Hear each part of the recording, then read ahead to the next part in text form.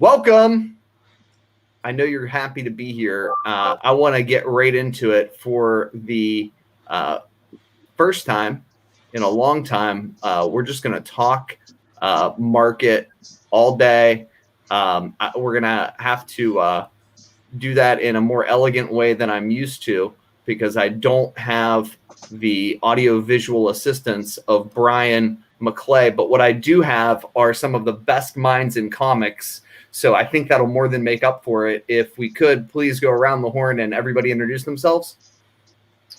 Yeah. Hey, what's up? I'm Andy from comicbookinvest.com. I write the Indie Spotlight series over there, and you can follow me at Indie Spotlight series on Instagram as well. Hey, I'm Ben. Sometimes people know me as Mr. Long Short. I just like the modern market. That's really it. I am Ultra Maximus. I do a little show that nobody watches called The Raw Report. I watch it. I watch it. Never missed an episode. The background music is hot. Oh, yeah. Copyright free. Not unlike the thumbnail. Hey, Rich Taylor, a.k.a. Dollar Ben. How you doing? Good to see y'all. Hey, everybody, it's your main man, Mercenite. I'm everywhere. I'm all over the place. You'll see me. You'll see me eventually at a store near you. Yeah, we believe that. All right. So up first, I want to talk about what is something that's acutely aware to everybody on the panel, but may not be aware, other people might not get this. Apparently I can't do that well, which is the CB. Oh, wait, we'll just do it this way. And then they just get stuck looking at my ugly mug. The CBCS and CGC price disparity. Teen Titans 12, CGC 9.8, $540 in a live auction that ended this week. Also this week, a CBCS copy, live auction, $399.99 with merely 2 bids. Guys, what do you make of it? I make that's 1 bid with a protection bid put in after his initial bid. Because I think that was the opening bid was $399 on the CBCS copy. So he put a safety bid there in hopes somebody was going to bid against him, that he was going to have enough, but nobody bid against him. So that should tell you something. Yeah. Yeah, listen, man. I mean, if you're a seller, you want CGC. If you're a buyer and you don't give a shit and you just want it for your PC, then CBCS all day long, man, all day long. If you're going to hold it, right? But if you're looking to move it, to this day, CGC still commands that premium. Maybe it's not as big as we've seen in the past, but it's still there. You can't argue with it. It's big on moderns. It's definitely not there on Silver Age and older books, just because the spread's probably not there. But the disparaging chasm between them on moderns is just something to behold, man. It really is. Yeah, it's crazy. I mean, it doesn't make a lot of sense, but yeah, it's huge in some instances. So whatever, man. I mean, if I'm buying for my PC, I'll buy CGC all day long. Right. Yeah, I don't know. I tend to go all CGC to try and keep all my stuff the same, but I don't know. For me, it's a quality issue. I mean, CBCS versus CGC, I've just had worse luck. So I don't know. Maybe that's just me personally, because you hear CGC horror stories every day, but I don't know. Why is that though? What's up with the disparity? Just because I legitimately thought that when CBCS came in, when they first came in, I was fascinated by it, and I thought that they graded tougher. You know what I mean? I thought that, but I mean, we're seeing such a disparity in price. I think I have a clue on that. Okay. And I think Nico provided me a clue at one time when he did some interviews. And of course, you need to watch all this man's interviews because he interviews some very interesting people. But you guys remember out the gate when CBCS came on, all of a sudden they had 9.9s, and everybody's like, "Oh my god!" So what I'm remembering is that the way CBCS was grading their 9.9s were more the equivalent of a 9.8 CGC. That is why they did not have very many 9.8s, but they had a ton of 9.6s. But the gap from 9.6 to 9.9 on the CBCS side is like the gap between 9.6 and 9.8 on CGC. I don't know if the hardcore players in the market remember that and call question to how they're grading a 9.8 versus a 9.9 on CBCS, but I would be looking for 9.9s in the CBCS graded realm if you are into that book. Well, yeah, I think that was definitely the case early on. I think that's faded recently. I don't think they're doing as many 9.9s, but I could be wrong. Could be completely wrong. I think it's just, CGC still is the gold standard in the market, and that's what people are willing to pay a premium for. And if that's the case, if you're a seller, then yeah, you want to be selling CGC all day long. If you're a buyer, CBCS seems to be, ripe for pickings. I mean, that within my PC, I'm actually not that hung up personally, and I'm not saying this is the market by any means, but 9.6, 9.8, those are so close. I'm happy to have either one of them in my PC. If I'm selling, I want to sell a 9.8 CGC every day of the week because people are going to pay up for that without question. I mean, let's be honest. The presentation of no offense, Nico, but I know you're friends with the CBCS guys. But the presentation of the slab alone, I mean, the book pops, and even if it doesn't pop, the slab pops. Compared to a CBCS slab.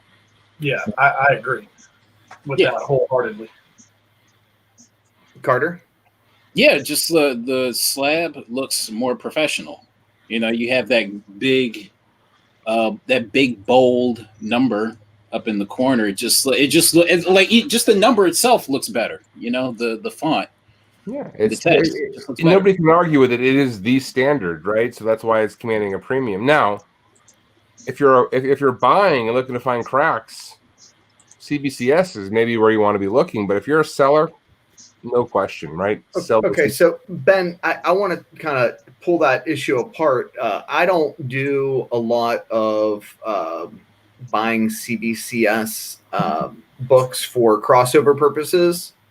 I don't. I'm not saying that that's right or wrong, but I do buy a lot of older books that are CBCS, particularly Golden Age books that are CBCS, and love the crossover. Have you guys done any crossover? I would advise highly for anybody trying to do a CBCS to a CGC crossover. CBCS is a little bit better on their grader notes. And you can find those 9.6s that have multiple spine breaks that look really, really good, but they're not going to get any higher than a 9.6. This is one of the reasons why there are certain books that I have in 9.6 that I have in a CBCS slab that I will not crack. Because I read the grader's notes after purchase, where I should have done it before. But that is something, if you're going to look into purchasing CBCS for crossover to crack, press, resubmit, definitely read your grader's notes and see what's wrong with the book, see if it has pressable defects. Because in lots of the CBCS cases, they do not. Actually, I want to be clear. My point was not so much for crossover as just to have for your PC. Like just to hold it, right, rather than sort of crack. Yeah. I bought a book. Batman Who Laughs fans, this is a no-brainer, right? Oh my god. Yeah. Right. Yeah. Sorry. Go ahead, Ultra. No, I was just agreeing. Like a $200 premium almost between the two. Yeah, I'll take that. I'll take that savings all day long, and then go crack press it and resubmit it and get the CGC grade. No, does the new CBCS slabs have those two locks on the top too? I don't know. I haven't seen the new ones. The old I don't ones. have one of the new ones. I hear people are raving about them, but I don't have actually a new CBCS. Anybody here have one? No, me neither. Well, probably should have thought about that before I ran my jib. Yeah, because I don't have one either. I cracked and pressed a few for a couple friends, and I was able to get that book out pretty easy and not make a dent, and was able to close right back up. Yeah, that's my point too. Like, I mean, if you press on the sides hard enough, you can pull the damn book right out. All you do is you take a well, I mean, I'm sure that works, but I used to do that too, and then it'd be like 1 out of 3 would crack. But how you just uncrack it, and this is not a tutorial. I'm just telling you based on my experience. So do you know like those little wrenches that come with like trucks for skateboarding? They're like a special like hexagon or whatever.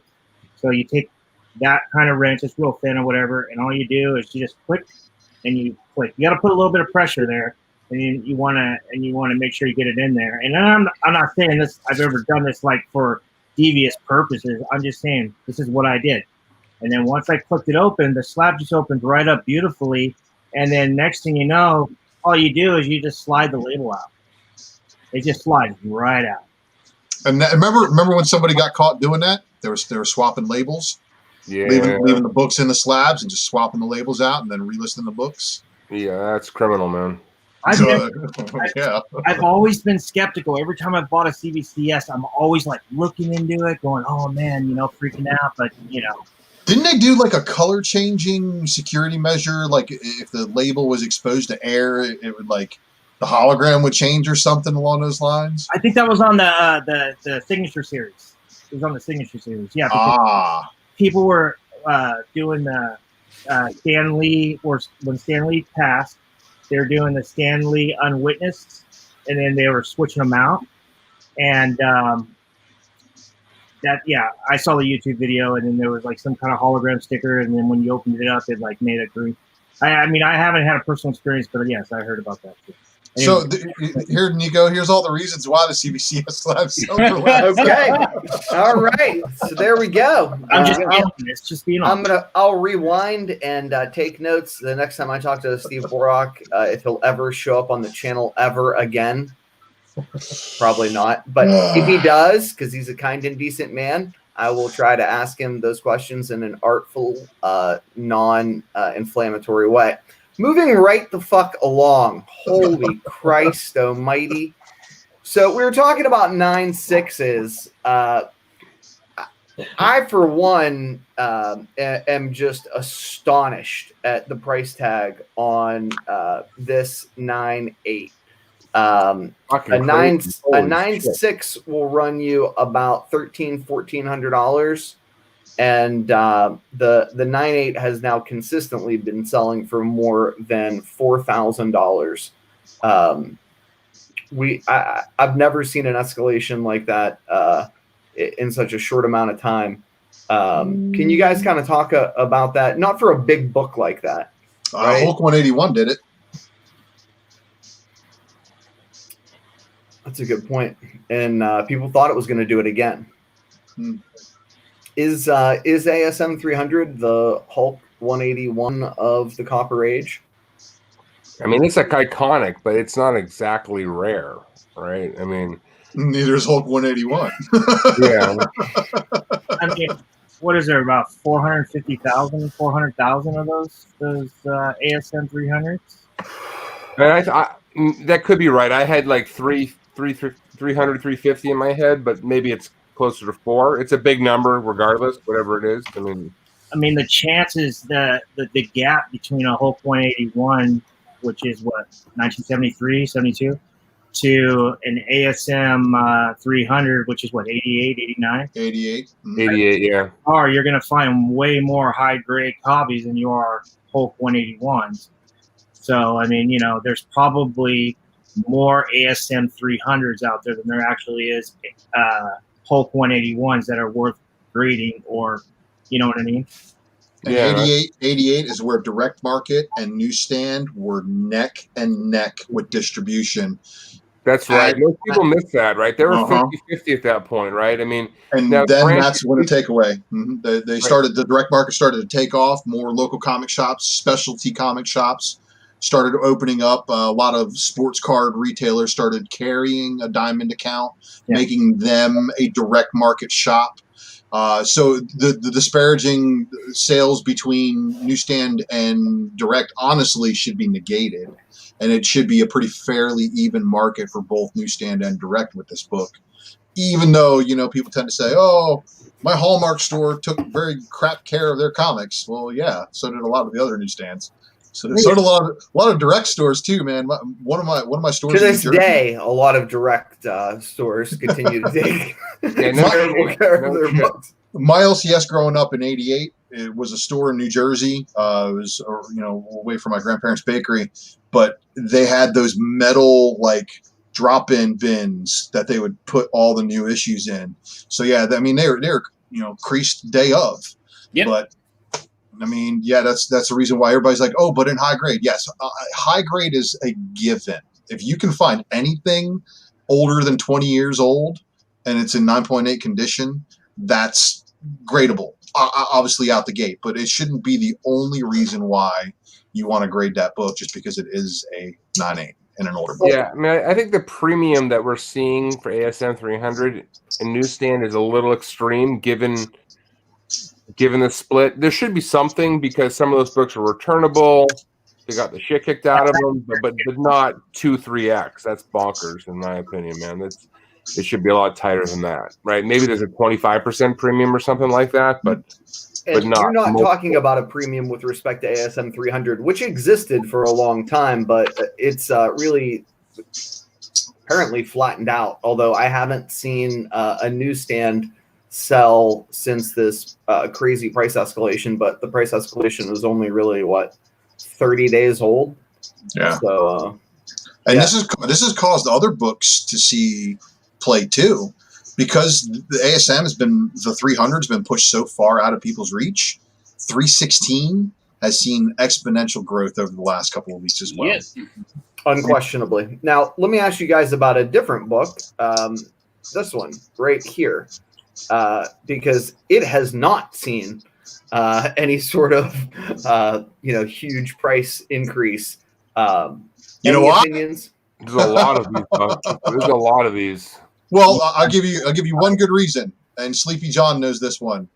Story spec does not sell, and that's exactly what this is. This is an origin story. This came out 10 months after the suit debuted, so it's not a first appearance, but it does tell you how Peter Parker obtains the black suit.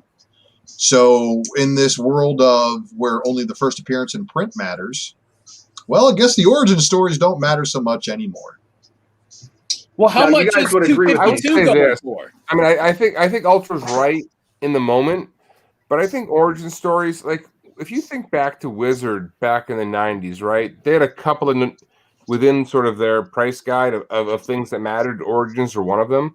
I think we're going to see a resurgence of origin stories. So if I was a buyer, I'd be a buyer of origin stories right now because I think they're wildly underpriced relative to all these first appearances that are going on. So right now, yes, that's right. But I think as people begin to start chasing things, I think some of this origin stuff, it could heat up. So I would be more inclined to be a buyer of some of this stuff personally.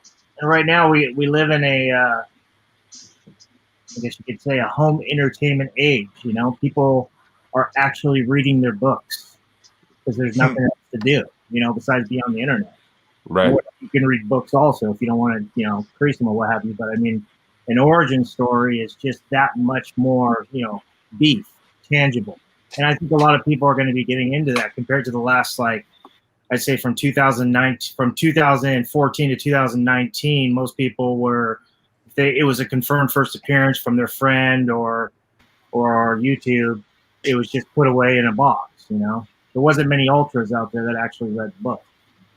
Now, to answer Carter's question, a copy of ASM 252 in CGC 9.8 condition sold for $910 on November 17th.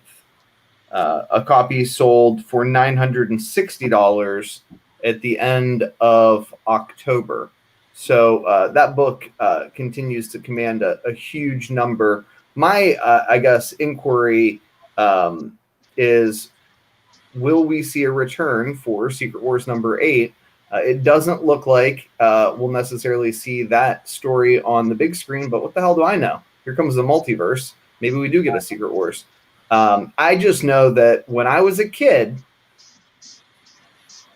Secret Wars number 8 was neck and neck with ASM 300, ASM 298, because that was the first Todd McFarlane. Nobody gave a shit about 299, even though Venom appears on the last page and talks, and you people get really excited about that. You get this in 298 though, with the one fist with the web shooter on it. Let me ask you this. I mean, has there been a book more homage than ASM 300? I mean, that might be the most homage book of all time by a comfortable margin. Yeah, definitely not. I mean, it's so iconic. Like, I can kind of get why people are going nuts over it. I mean, I wouldn't pay these prices personally, but I can kind of get it. Like, it is iconic to the level. Well, Spider-Man number 1 is close second behind it. Well, yeah, I looked for Spider-Man 1 homages. Yeah, there are less than you think compared to 300, because I was looking for them for an IG spread. And, like, there's a ton, don't get me wrong, but when it's ASM 300, it's like you got to expand the number of images that show up on a page to see them all. Like, it's crazy. And yeah, there's so many independent publishers who did a homage to those. I even saw Scumbag has the ASM 300 homage. Yeah, dude. Every fucking book you can imagine has got 2 or 3. I mean, it's crazy. It's crazy. So I guess that brings me to kind of my next big point, which is Miles, is he riding the coattails, or is he ahead of the train pulling the rest of these books along? I mean, he certainly took off first. This was a bagged issue, for Christ's sake, that I don't think anybody paid too much attention to forever. And now 9/8s are routinely selling around the $600 mark. I get it that it's not the easiest 9/8 in the world because of the non-transparent bag, but I did not in a million years anticipate that we would see something like this. What do you guys think? Number. I think, and I've been on the Miles hype train for a while. I think he's a big time character. He's going to come in waves. Now, I don't want to talk about that book because I don't know. That seems like a lot for me personally. It keeps selling at that amount, though. And it's crazy. Like, so that's not a fluke. And there's not like it's not like it's no. I mean, there's 100,000 plus of those, whatever it was, 150, whatever the number is. Like, it's a big print run, and I know 9/8 isn't easy, but I do think Miles is going to come in these massive waves over like the next decade.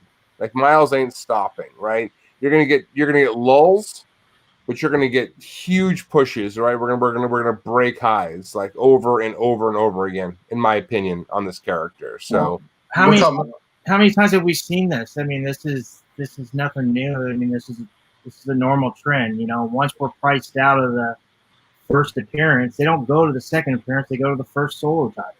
Yeah, and ironically, Rich, right? In this one. This is the second and the first solo title, right? So you get it both in one bite here. So it's like a perfect storm in some ways. Exactly. So it's this book started to skyrocket right around the time the video game was getting announced and stuff like that, right? If I remember. And right now we're in the middle of all those Miles Morales PS5 variant covers. Exactly. We're in the wave is doing this, and we're on the middle of it, and actually, I saw somebody in chat talking about this too, and I watched a lot of Miles books too. Yeah. I moved my Ultimate Fallout 4 at the peak. Got good money for a 9.2 raw copy, so I'm not complaining. Gone. It's out of the collection. It's in somebody else's hands. They said they were going to press it and hopefully grade it and hope they get a 9.4 or 9.6 out of it and make them feel real happy about their purchase. But we are noticing a lot of books dropping with some outliers doing some odd things. But there's going to be people who are going to be getting their Christmas money and their Thanksgiving money or whatever, and they're going to be chasing after that Miles variant that they don't have in their collection. So I think the lower distribution items are always going to be what you keep your eyes on when you're dealing with any of these new characters like Miles, like Kamala, any of the new kids that are so hot right now. Yeah, just great points all around. Yeah, I mean, I could be wrong. I don't think Miles is a fad at all. I mean, think in 10 years, he's only going to be bigger than he is today. I mean, he's just cool. Kids like him. I mean, so Definitely. I'm not saying be a buyer here, but I'm just saying, like, we're going to see, like, these big moves in these books over time. And I think, not to sort of disagree, I think we're still I think our first wave kind of came down. I think we're kind of on the up wave. Maybe this one won't be as quite as high as the last one, but I think we're still maybe a little bit on the up of this current wave. I mean, who knows how it shakes itself out. Okay, at the height, we saw the variant Ultimate Fallout 4 go to what, almost either it was almost 10,000, like 9.6 or something. 10. It was basically there, yeah. Okay, so and that's just off the strength of a video game. So, what do you think the live action Miles is going to do? Massive. I love this character, dude. Like I've got a kid who hates. I got 3 boys, right? I got one that hates comics because the other 2 love it, and he loves Miles. He'll watch that animated movie fucking over and over again. He loves Miles, so I think he's a generational type character. So I mean, I'm not telling anybody to chase books at these prices because I don't buy books at these prices, but you can see levels in these things over time that are going to shock people.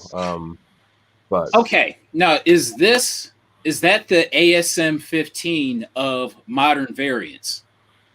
You mean the AF 15? AF 15. What did I say? ASM. Oh, okay. AF 15. Yeah. I mean, maybe the 1 in 25, maybe is up that level. Like, well, there's the one that was. I don't know how to describe it other than to say that I've never seen one except for the one that's listed on eBay, and I think they want $100,000 for it. The one where you had to like buy a case of Ultimate Fallout 4s and throw a party with a party to get one.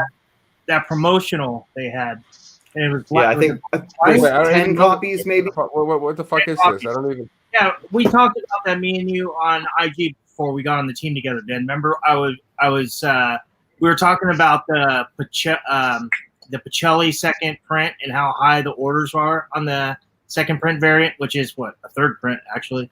I don't know. The white one, yeah, that one is that one is like, hey, that book was reordered 2, maybe 3 months. I know definitely November, December of 2011. Because you'll see, if you go to Comic-Con, you see different orders. Like you see the second print Bagley 14.6 or something like that. And then next month you'll see the Pacelli and you'll see like 8,000 or 9,000. You're like, oh, that thing's way lower. But then you have to keep looking.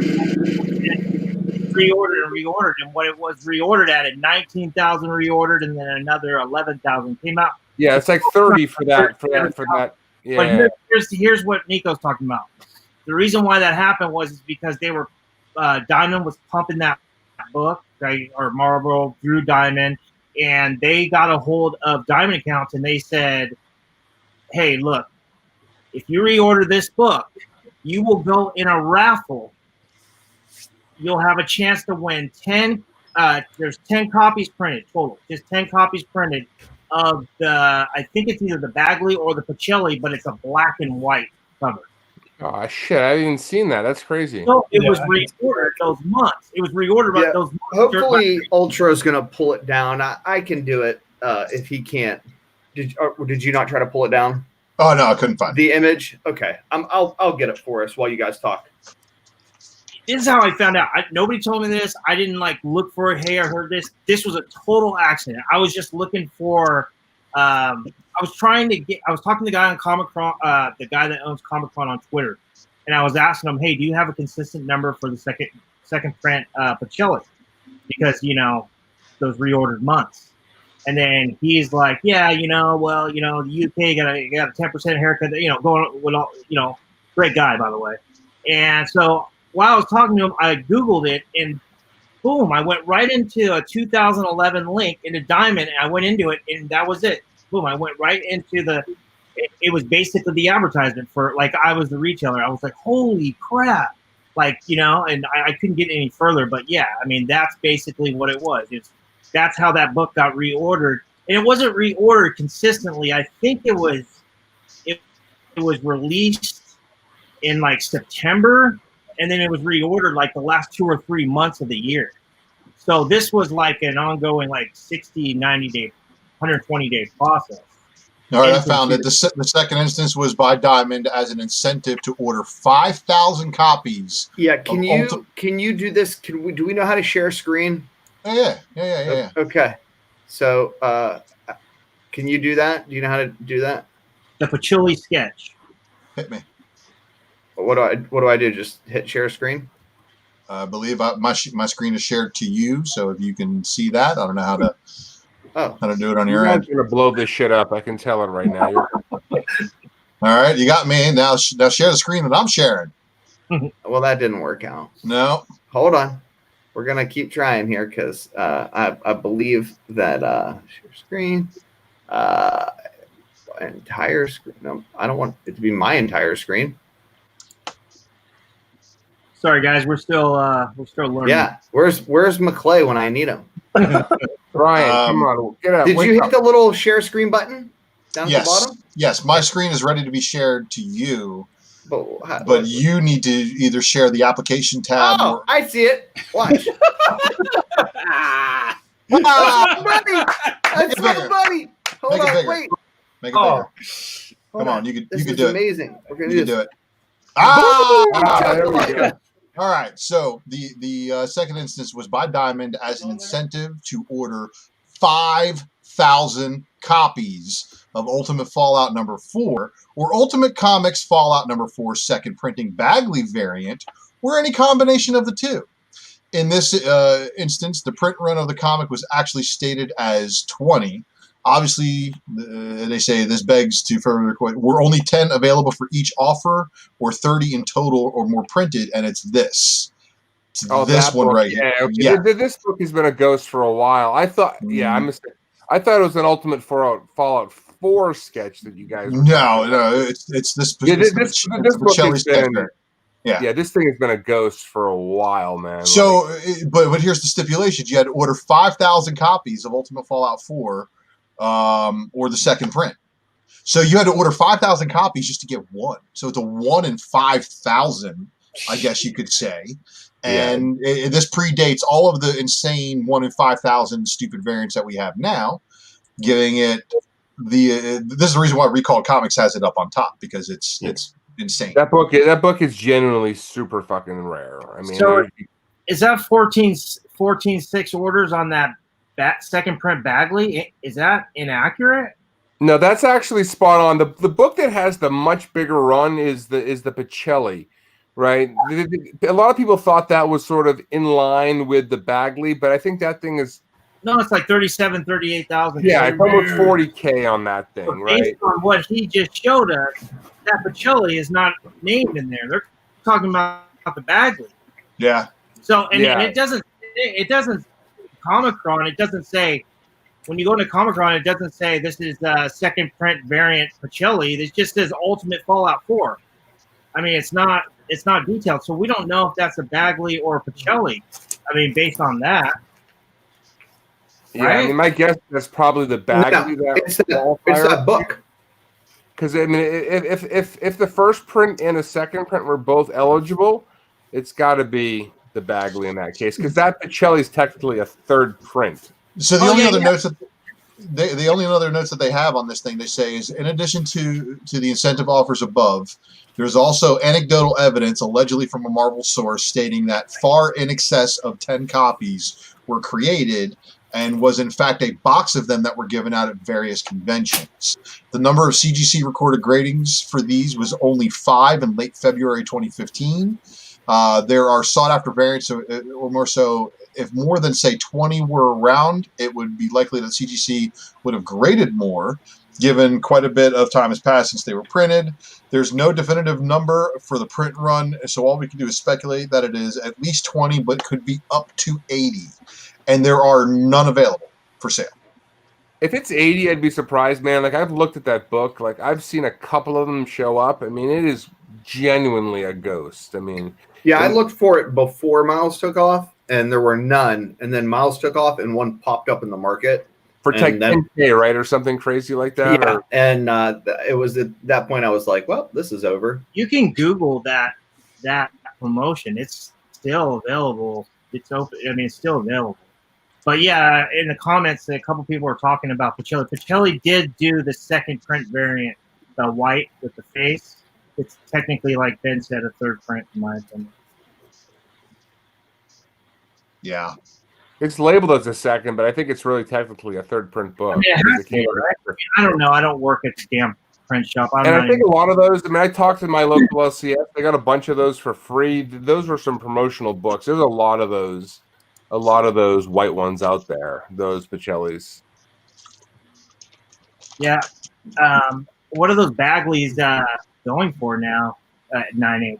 I got to be honest, that Bagley second print for me, that 14K-ish, 15K-ish, whatever the hell it is one of the better buys in the market right now. Before Miles went bonkers, the 9/8s were selling in line, right? 9/8 first, 9/8 second. For those two, were selling neck and neck. I think that's a pretty good play. Like it's kind of, I don't know. I haven't looked into it right now. I don't know the exact numbers, but I think if I'm buying right now, I think that Bagley second for UF4 is a pretty good play. I mean, you find them in long boxes, and then online $75 to $100, you get a 9/8 worthy copy. Now, let me ask you guys for less. I mean, I think you can find them in the. I don't know. I haven't bought one in a long time, so I don't know. But I feels like they're selling for a hell of a lot less than 75 to 100. But there's none around here, thanks to Carter. Yeah, well, he steals everything. I mean, he's a superhero in his own right. I know nothing about that. Let me ask you guys about another book so that we don't get bogged down. I'll put you on the panel, Ultra, so that you don't have to feel weird like we're paying. Well, I don't know how to do that, but anyway, I'll figure it out while we talk about the book. What do you guys think about this one? Love It's it. too low. It's too love low. it. I love this book. Way too low. And I sold mine too soon. it's selling for $800 right now. I mean, if you have the money, I would definitely be jumping on this thing. I mean, that if I had $800 to spend right now, and I would, if I want to spend on a modern book, I would definitely move forward on that. Totally, Rich. I am with you. And whether it's the third print, which I think is a fairly good buy right now, I know there's not as few of them as you think, but there's probably maybe 15K of those. I love that one. The second print is actually, I think, one of the rarest. I love that. And you guys know I love that sort of Spider-Gwen Zero second print. There's like 5-6K of those roughly, right around there. Like I like those books. I love this book in almost any version you can find it. Like I'm a big fan. And this thing's gonna go nuts one day, like bonkers one day. Like we'll be on this show saying, who the fuck is paying $5,000 for this fucking book, right? I mean, that's gonna happen one day, right? I don't know when, but eventually. But I think somebody would rather have. Can you explain this to people who aren't hip to why you're all reaching that conclusion? Why do you think this book should be worth more compared to the Ultimate Fallout 4? Because Print run.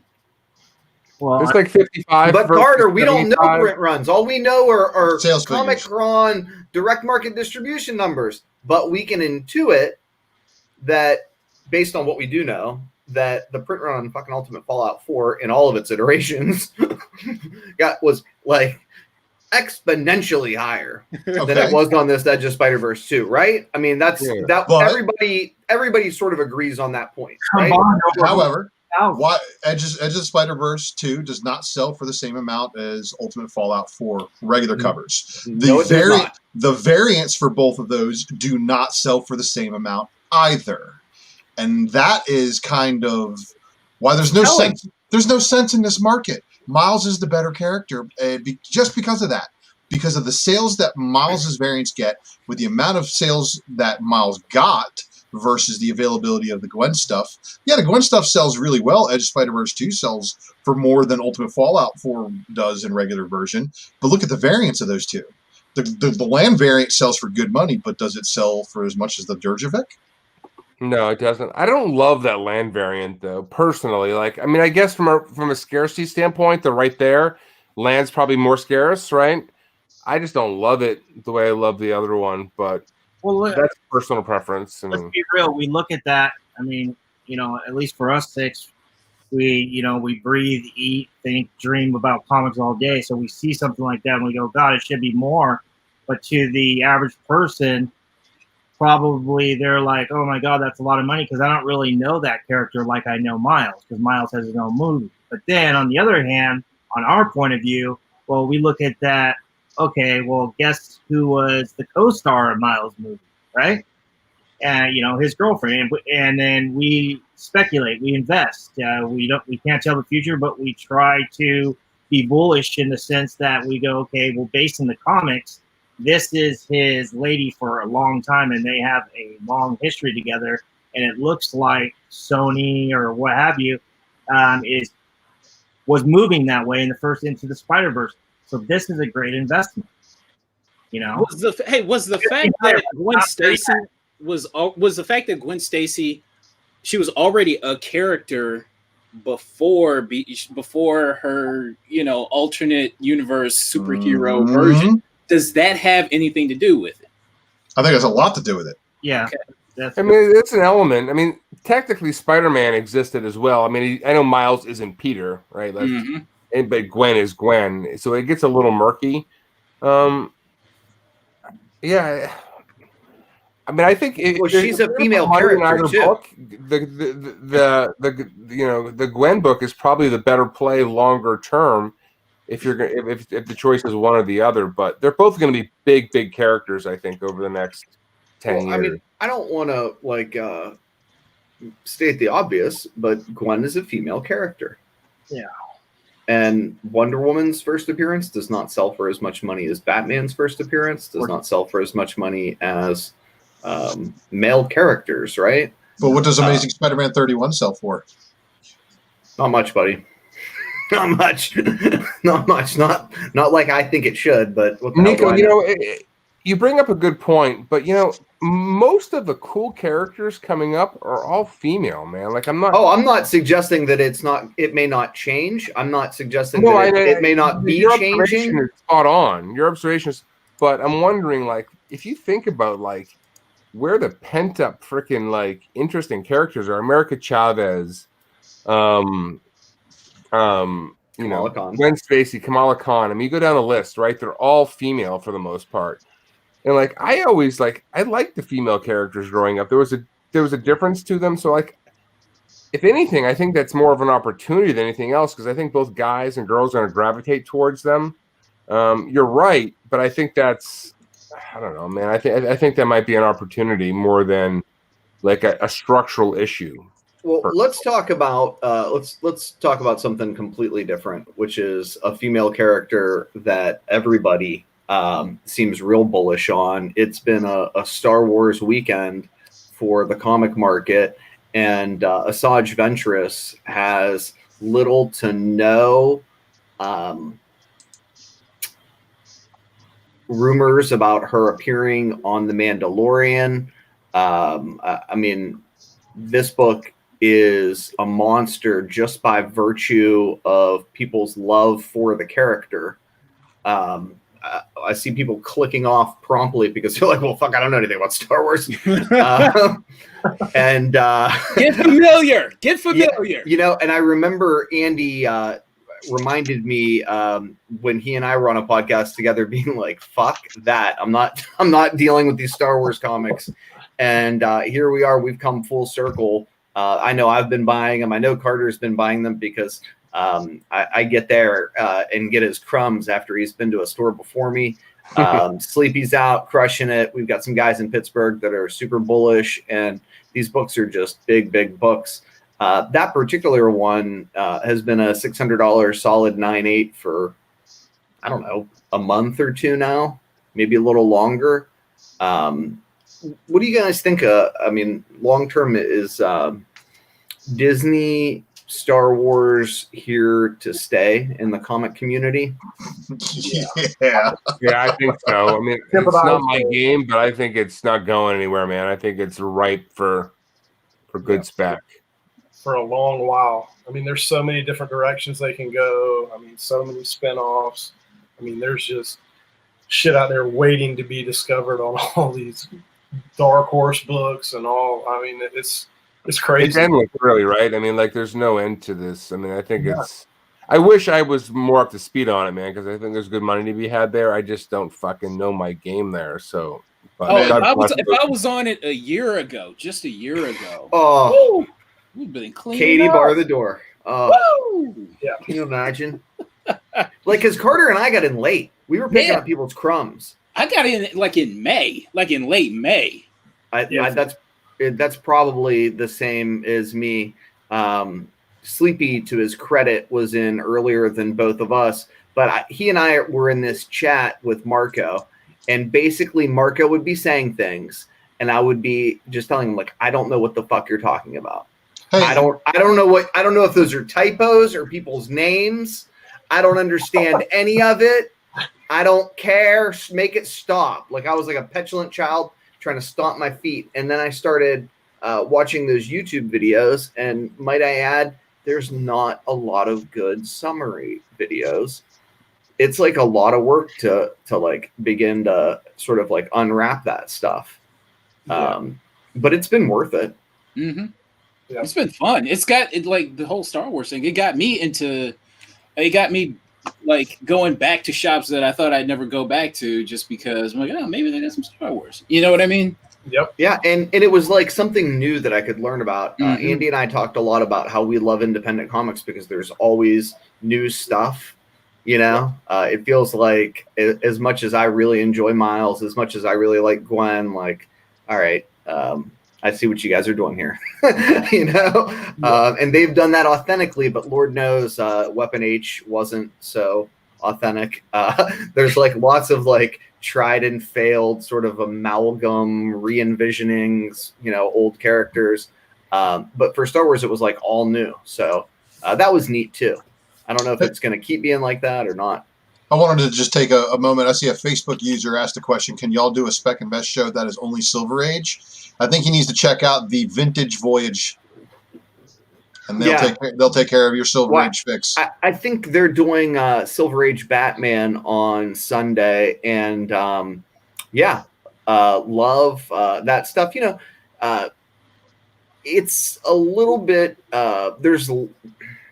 there's less opportunity when you talk about those older markets, because those books are firmly entrenched with their prices, and they're not as readily available. I mean, if you want to buy certain Golden Age books, you better have the money ready, and it better be substantially more than the last copy sold for, and you better be ready when one pops up to start bidding. You know, and Silver Age is a little different because obviously there's more copies, you know, but you don't see sort of like the explosive growth in random books out of left field there that you do in kind of the copper and modern markets. I mean, we saw what happened with the Red Guardian. I mean, the modern market, I hope you sold your there's so copies. many like cracks. I tried. and inefficiencies. Like, there's nothing like the modern market, really. Like, silver is what it is. It's pretty static as far as what the numbers are, and books may go and fade. But you know, there are pockets within the modern market of just books that are hyper scarce by any historical measure, that just make moves that you can never imagine. And I think that's what makes the modern market fun, at least for me. Let's talk about a couple of cool Silver Age books. So this Beautiful entry-level copy of Silver Surfer #1 sold in the live auction for $420 and change. Beautiful book, super tough in grade because it's thick as can be. The other big book from that run, #4, similarly doesn't contain a first appearance, just an iconic classic cover.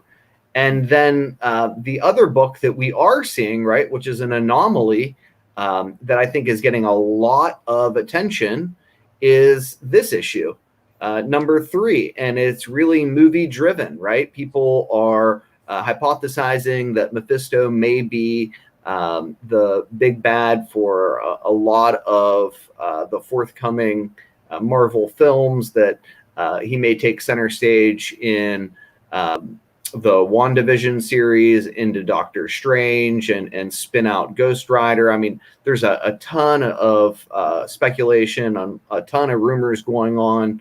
What do you guys think? Is there any room to grow on Silver Surfer, Silver Age books? Either, the iconic cover, maybe the most iconic cover of the Silver Age, the first appearance of Mephisto, or that number 1? What about issues 48 and 49, the first appearance of Surfer and Galactus? I mean, my thought on these books are, listen, they're all hyper important.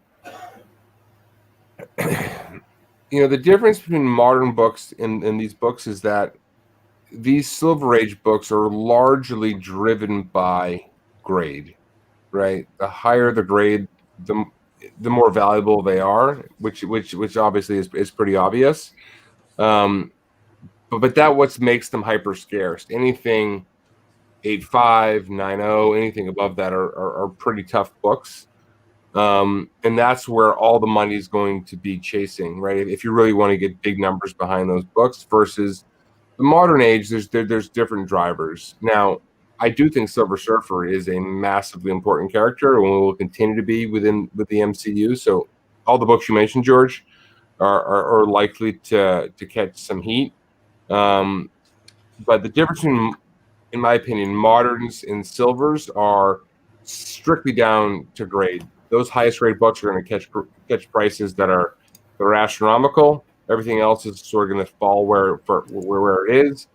Whereas within the modern age, there's some books that are, at least compared to the Silver Age, that are truly scarce, that can chase different prices based on just the amount available. And it's not. Well, there was a warehouse find for Fantastic Four number 48. So 49 in high grade is super scarce. But I guess my sort of like tip for playing in the Silver Age market, or older books in general, is that you get your massive price increase at the bottom of the rung and the top of the rung, right? So I think you've either got to white knuckle it, save the cash, buy the super nice copy, or buy multiple copies at the low end, because that's how you can make money flipping those books.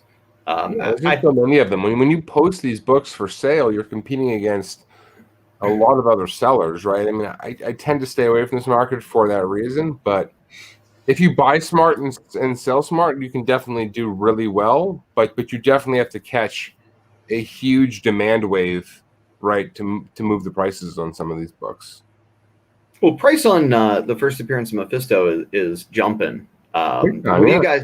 Yeah, what do you guys think about that? Is that a plausible theory? Oh, for sure. Like when you think about Mephisto, he was the one he was the main bad guy, I guess you can say, antagonist in One More Day. He's the one that flipped the reality to make it where Peter Parker isn't married anymore. So when we're talking about realities and multiverses and all that kind of stuff, he fits perfectly. Well, totally, and he's got strong ties to Dr. Doom. Mm-hmm.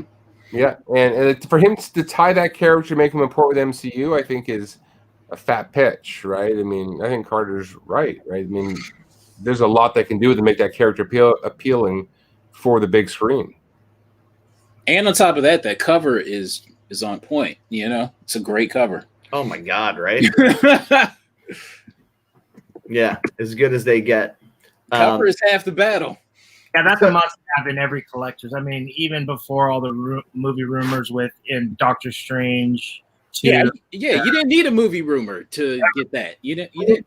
Exactly. Anytime you're on a YouTube auction, or you're even it's a Monday night and you're bored, you can't sleep, and you're just hitting watch lists on eBay auctions. Every time you see that Mephisto cover pop up, you're just going right into it to check the spine. You know what I mean?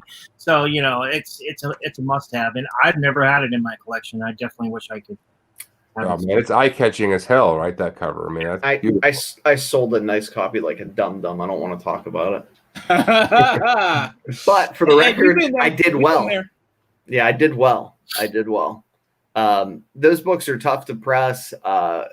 Please make sure that you don't send them to rookies. They'll split the spines, do all kinds of damage. Crush the spine, split the spine because if it's partially crushed. Well, no glue, right? At it with their hand. Well, see, there's no staples, so it's all glue. yeah. What you have to do is that when the spine is like this, right? Here's when it's sitting on its back. Spine right here, cover. Okay, that's how it needs to look. And then you always see, or half the cover will be like, it'd be like this, and then down here will be twisted. So you'll get somebody to press it, and they'll, if they've only been doing it for not. Well, a lot of people press well, but they don't hand tool well. And so they go and they heat up the glue, and then exactly what you were just saying, they try to reset the spine with a straight edge, a ball roller or what have you, and boom, they split the spine. It can happen so freaking easy. And then, also that book, when it's in a perfect, square bound spine, and it doesn't need resetting or what have you, if you have rookies that are pressing that, chances are, if they're using too much pressure, they will crush the spine. So yeah, it does take somebody with a little bit of experience. Yeah, those books are tricky to press, man. I stay away. All right, so let's talk about another cool one that I think is a long time speculated on character. The demand for a 9/8 of Nova #1 will not. Like, it just won't quit. Dude, I've got so many copies of this book. I'm tripping over 1,100. Holy shit! It just won't stop. Like, Man. people just won't stop buying them for $1,100 for a 9/8. 5 million of those out there. Holy shit! That's. And you know what? I'm calling it right now. It's not because of Nova. Tell us more. Is it because of I'm sorry. What did you say? Robbie? No. What did Richie say? This man must watch some videos by this other guy. So anyway, the brother's first appearance is also in that book. Do you know? Do you guys heard about the insanity that's spreading the internet comic book realm right now, with the reassurance of 1990s Drek spec going from the dollar bin back to a $20 book again? Look, this is not the first time we've seen the wave of 90s books. We're just waiting on Super Pro to come join them at the table, okay? But Darkhawk being copywritten is for future use in a Nova film, in my opinion. This is purely my opinion, because if you pay attention to the Guardians of the Galaxy spec that I dropped on his drunken chat when I did a little spec matrix on there, Robbie Ryder, who is Richie's smarter brother, becomes Talon R. Fraternal Order of Raptors, Darkhawk, starting to see the pieces. Yeah, so it's all connected, and I honestly think that the only way that they can present a good Nova versus Darkhawk scenario would be, of course, to have one brother in the Nova Corps and the other brother join the Fraternal Order of Raptors, creating an internal familial conflict. But I have a feeling that they're not going to be Earth-linked. I really think that they're gonna do something with the origins of these guys, make them obviously Xandarian, but there's a golden opportunity for them to come through, and the people who left alive on Xandar, because Thanos only kills half. Yeah. He leaves half alive. So when he decimated Xandar, he didn't destroy the whole planet. He only killed half of people.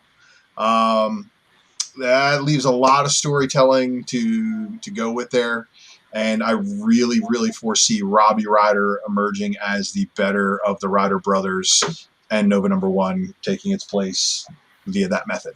let me respond to that. So about a year and a half ago, I think it was about a year and a half ago. It was either on Unpressable Defects or Jimmy Show. I can't really remember that. I was asking Ultra about Nova, about Richard Rider. This was his response. There will never be a Nova on the MCU because Disney will not cast a character named Dick Rider.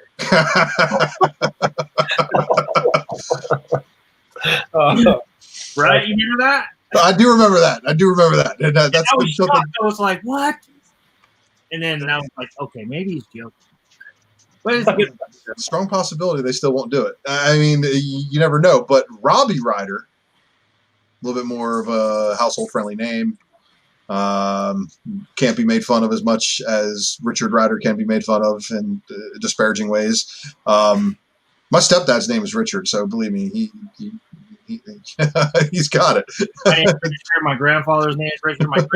Yeah, we're all dicks. Yeah, but that does bring up something interesting too. Like, are they going to circumvent and go to Sam Alexander right away? No, I don't think so. I mean, that's if I think they're going to have to tell a story, and if they do give Sam Alexander the helm of Nova, he might be a little bit pissed off as a Raptor going after what was rightfully his brother's. Maybe, I don't know. There's a ton of different ways they could take that.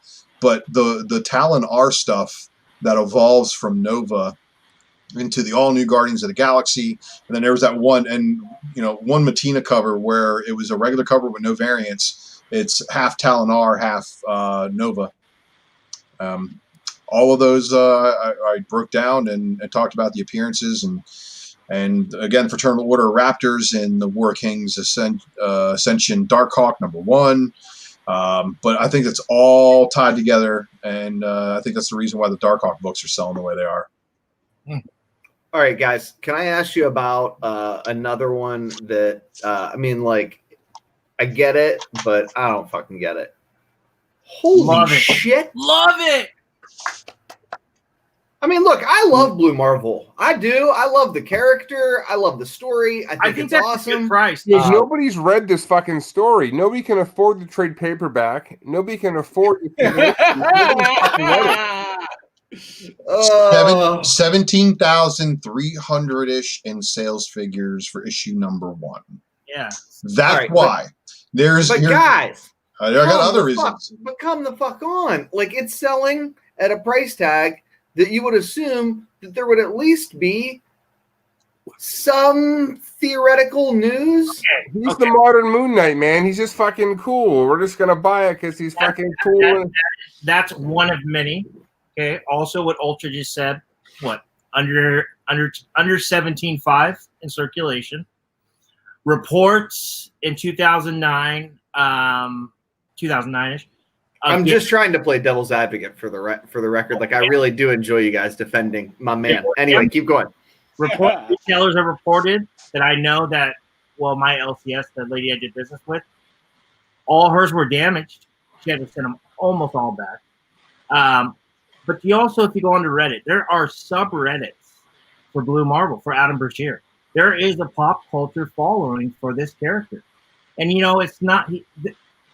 I can't put him in the class of Kamala Khan, Sam Alexander, Gwen Stacy, Miles Morales. I can't put that. It's just it's like a whole separate thing. But this character is just waiting. And I'm telling you, it has a loyal fan base that is waiting for this character to get rumored or optioned or what have you. And the scarcity of the first print, right, the first issue, where there's no other options to get it. That's the book, and that's it, right? There's nothing else. There's also a first appearance in that book. Yes, but there's no second print. There's no right. I mean, it's that book and that book only, right? Like there's 17K. Well, I mean, I guess for Blue Marvel, I mean, as key appearances, but 2 through 5. I mean, what's the numbers on that, Ultra? 2 through 5. The rest they were right around there to 15, I think, thousand. So I mean, there's not a lot of them either. And they're all the whole story is a retcon. It's basically showing how Blue Marvel has been around in the Marvel universe and has just been not really talked about as much as he should have been. But remember, the first herald of the Lifebringer Galactus also makes his first appearance in this book. And that is the Anti-Man. That is also Blue Marvel's nemesis. That is the person who killed Blue Marvel's wife. There is a lot of reasons why I like Connor, the Anti-Man, as a spec on that book, more so than Blue Marvel, because the Anti-Man does have potential for major villainry. And, of course, the story that takes place in the Ultimates. Got to give it up for that. Yeah, I love the book. I don't like the book as an investment. Okay. Oh, it's too late. What are you talking about? And I say that because, and I say that for the same reason that I didn't like Werewolf by Night 32 as an investment, but I love the book. Well, it hasn't gone anywhere, buddy. They announced a TV show and it still hasn't gone anywhere. You want to know why? Because the people that want to pay that kind of money, they have them. Exactly. You know, just like that book the was Blue already Marvel. sky high. Like that book was. So's this one. Yeah, so's this one. It's sky high, and well, like there's a 9.8 sitting on the wall at my LCS for 1,200, and that's why it's still sitting there. Is because the market obviously is down a little bit on that book, but yeah. it's still. I have a nice copy that may 9.4, maybe 9.6 on a good day, depending on how the Graders' night was. Do you think it can double in the next 3 years without news? No, but Do we you think think it, but hold on. But for the record, do you think it can double with news? yes. Yes. Oh, hell yeah. absolutely. Yeah, no, I mean, if that show is a home run, yes. All right, Listen, so what was that animated Blue Marvel we saw a snippet of last year? Do you guys remember that? The last time this book got a spike, there was a news release that was probably, incestuously circulated amongst people as their source, but it was an animated picture of Blue Marvel saying that there's an MCU project in play, and that was when all of a sudden this book took a spike. Yeah. And that's when we saw the 9.8s hitting like 12, 13, 100. Like, what the hell? Wasn't that San Diego Comic-Con last year? I think so. It was around that time, but nobody could confirm where the hell that animation cell came from that showed Blue Marvel animated. Is he going to be in a What If? Wow, that's a good. That's the only place that I see that animation style, seeing it fit in with what has been released already. So I think that's the reason why this book has seen a spike. There may be an episode of What If in the future for Blue Marvel. I would take a look at that as we get more news, but all the pushbacks on Disney Plus has kind of really put a dampering on being able to, get a better vision on what to hold and what to sell at the moment. It's a cool book. I mean, regardless, yeah, it always will be. When I first started buying this book, it was hard to find, and this was like maybe I want to say 4 or 5 years ago. I saw you buy this book for $1 once, and I'm not making that up. I bought one last week for $1. I got one for 50 cents at one point. I bought one a year ago for $1. Bought a few more a year ago for $1. I'm swimming in them. I'm praying. I'm hoping. Ultra, you should sell me one for a little less than market because I'm your friend. $2. It's 100% profit. I mean, what the? I know, right? I'm your friend, not a thief. But we'll talk. We'll talk. So, guys, that's juxtaposed against this book, which I guess I like at this price. Holy Christ! Yeah, that's good. That's it's about what I sold a Raw for last year, or 4 months ago, 5 months ago. Yeah, I had a 9.8 candidate Raw sitting in that to be graded box, and then when the COVIDs hit, I started going into that to be graded box and started taking some real nice high res scans of the books I had, and had people hit me up, especially as soon as within an hour of it being listed on my eBay. I had people messaging me, "Hey man, you got an IG?"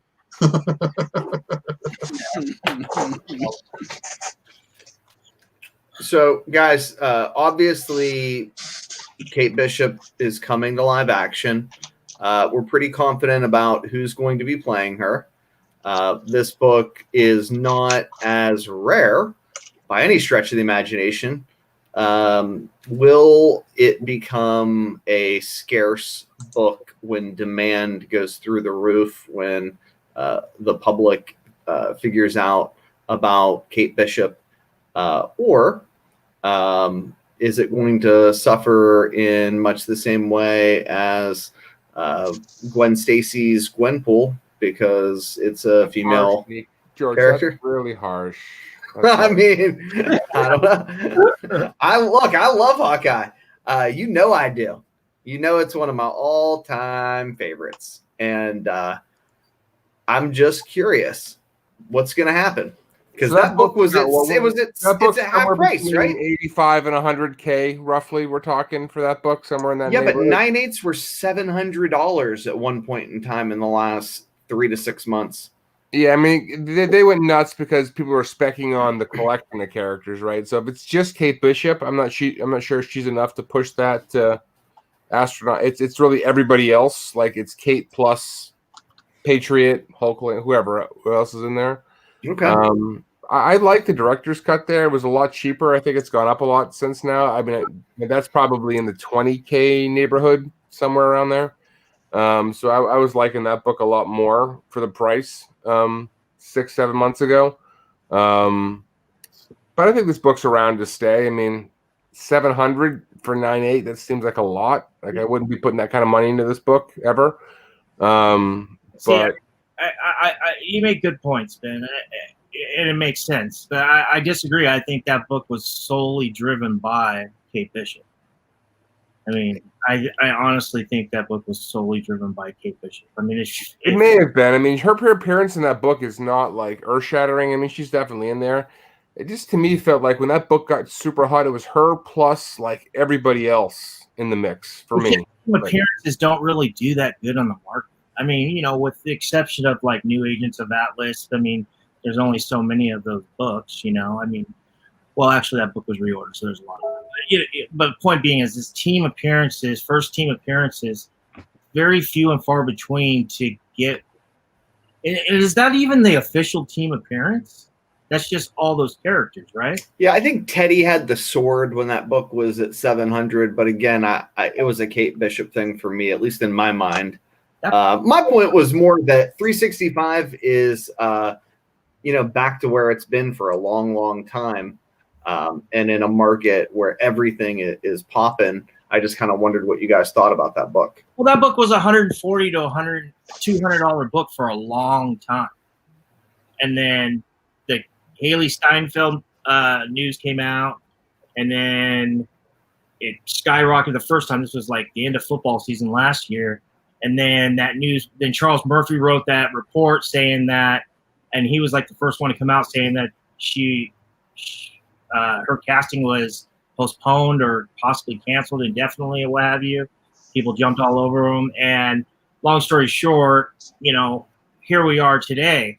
But point being is that, that if you replace that character with another character that, let's just take that character out.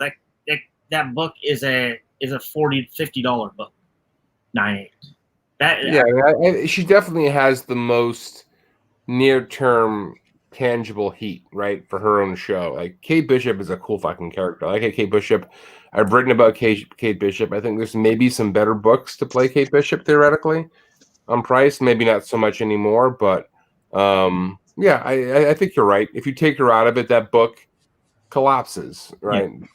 But I think Patriot, I think they're going to tie that version of Captain America into Falcon and Winter Soldier. I think the whole true storyline is going to sort of tie in. It's going to pull that. So I think there may be some more legs there longer term, but we'll have to wait and see how that plays out. Frank, with you, I think that I don't know. A lot of people disagree with me. I think Captain America 6, especially that Winter Soldier variant with him on the cover, is, not to change the subject, I mean, we're kind of in the same spectrum of books, is very underpriced. Massive, dude. I totally agree. And I think tying this way back to what we were talking before, issue 11, his origin, when Origins come back, like that fucking book is going to be a good play as well, right? So that was Captain America 11, where they get into the origin of the Winter Soldier.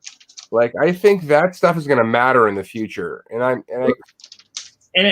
mean, I'm not a contract guy. I don't really know the numbers or what have you, but you know, I peek my head into a few, you know, chat rooms, blogs, subreddits, or what have you. But last time I heard, right before Endgame, Sebastian Stan signed a four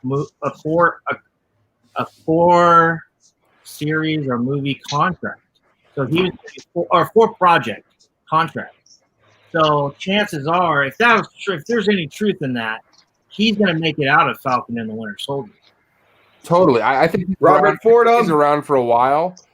And you know, one of the most favorite books in my PC, I've got a 9.6 of Captain America #6 in newsstand, and that's literally top 10. That's top 10 of all. I love that book, man. Like, I don't even know why. Real nice one, Ben. Nice one. Robert, how are you, my friend? Good to yourself. Good. I'm at work. I have a little bit of a break, so I think I'll hop on with you guys. We're happy you joined us, man. Met you before. How's it going? Taking a break from being the king of foreigns? Yeah, I'm dipping in and out, but you know, I've been listening to you guys before I hopped on, and I definitely concur with you guys with the foreign side of it. You know, you kind of see those covers again. So only thing I can add to this advice is that if you really like the art, but don't want to pay the price, foreigns is definitely the way to go. Whew. You know, like the Mexican versions are significantly less. Yeah, you know what book that comes to mind there is Ghost Spider #1, 1/100, right? That book is $1,000, whatever, but you can find a Mexican version of it for 50, 60, something in that neighborhood right there. And it's beautiful. Yeah, that's the neighborhood. But, it's funny. I used to watch what Spawn books were being published out of Mexico, and as soon as I saw the Mexican versions, I was like, "Find that book! It's going to be $100." Now I don't know if it was you know, the chicken came first or the egg came first or what. You know, maybe it was because they were drying up and people thought that, you know, they couldn't find them for less than big money that they published the Mexican versions. But my heart tells me that it was more of a cyclical relationship.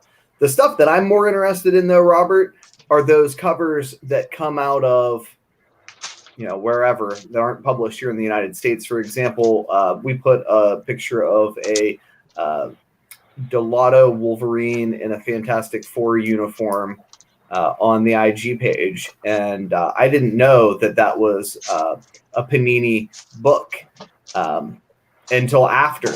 You know what I mean? I just thought it was just an amazing image, and there's so many examples of that. Are there any real kind of modern gems that people may not know about in the foreign comic market that we should keep an eye out for? Yeah.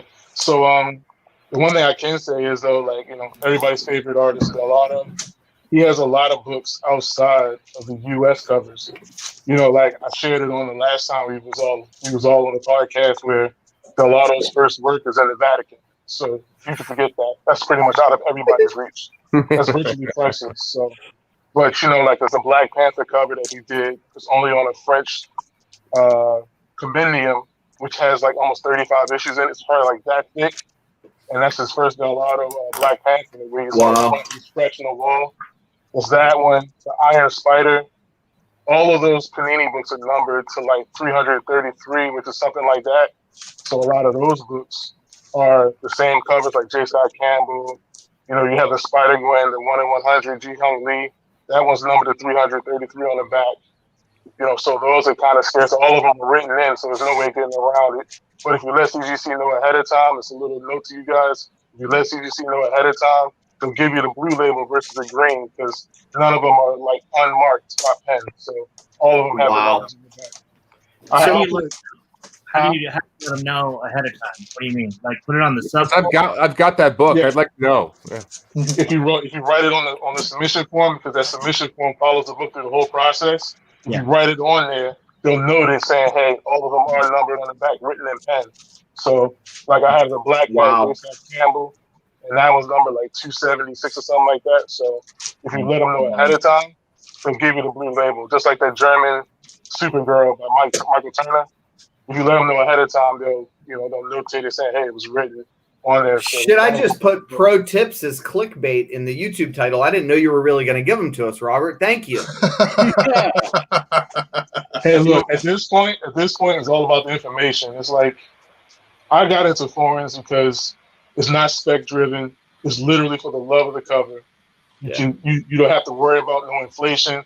Like everybody gets on me about the Nubia cover, the Wonder Woman 204, but I can promise you the only one I spent the most for was probably the Australian, and that was like $60.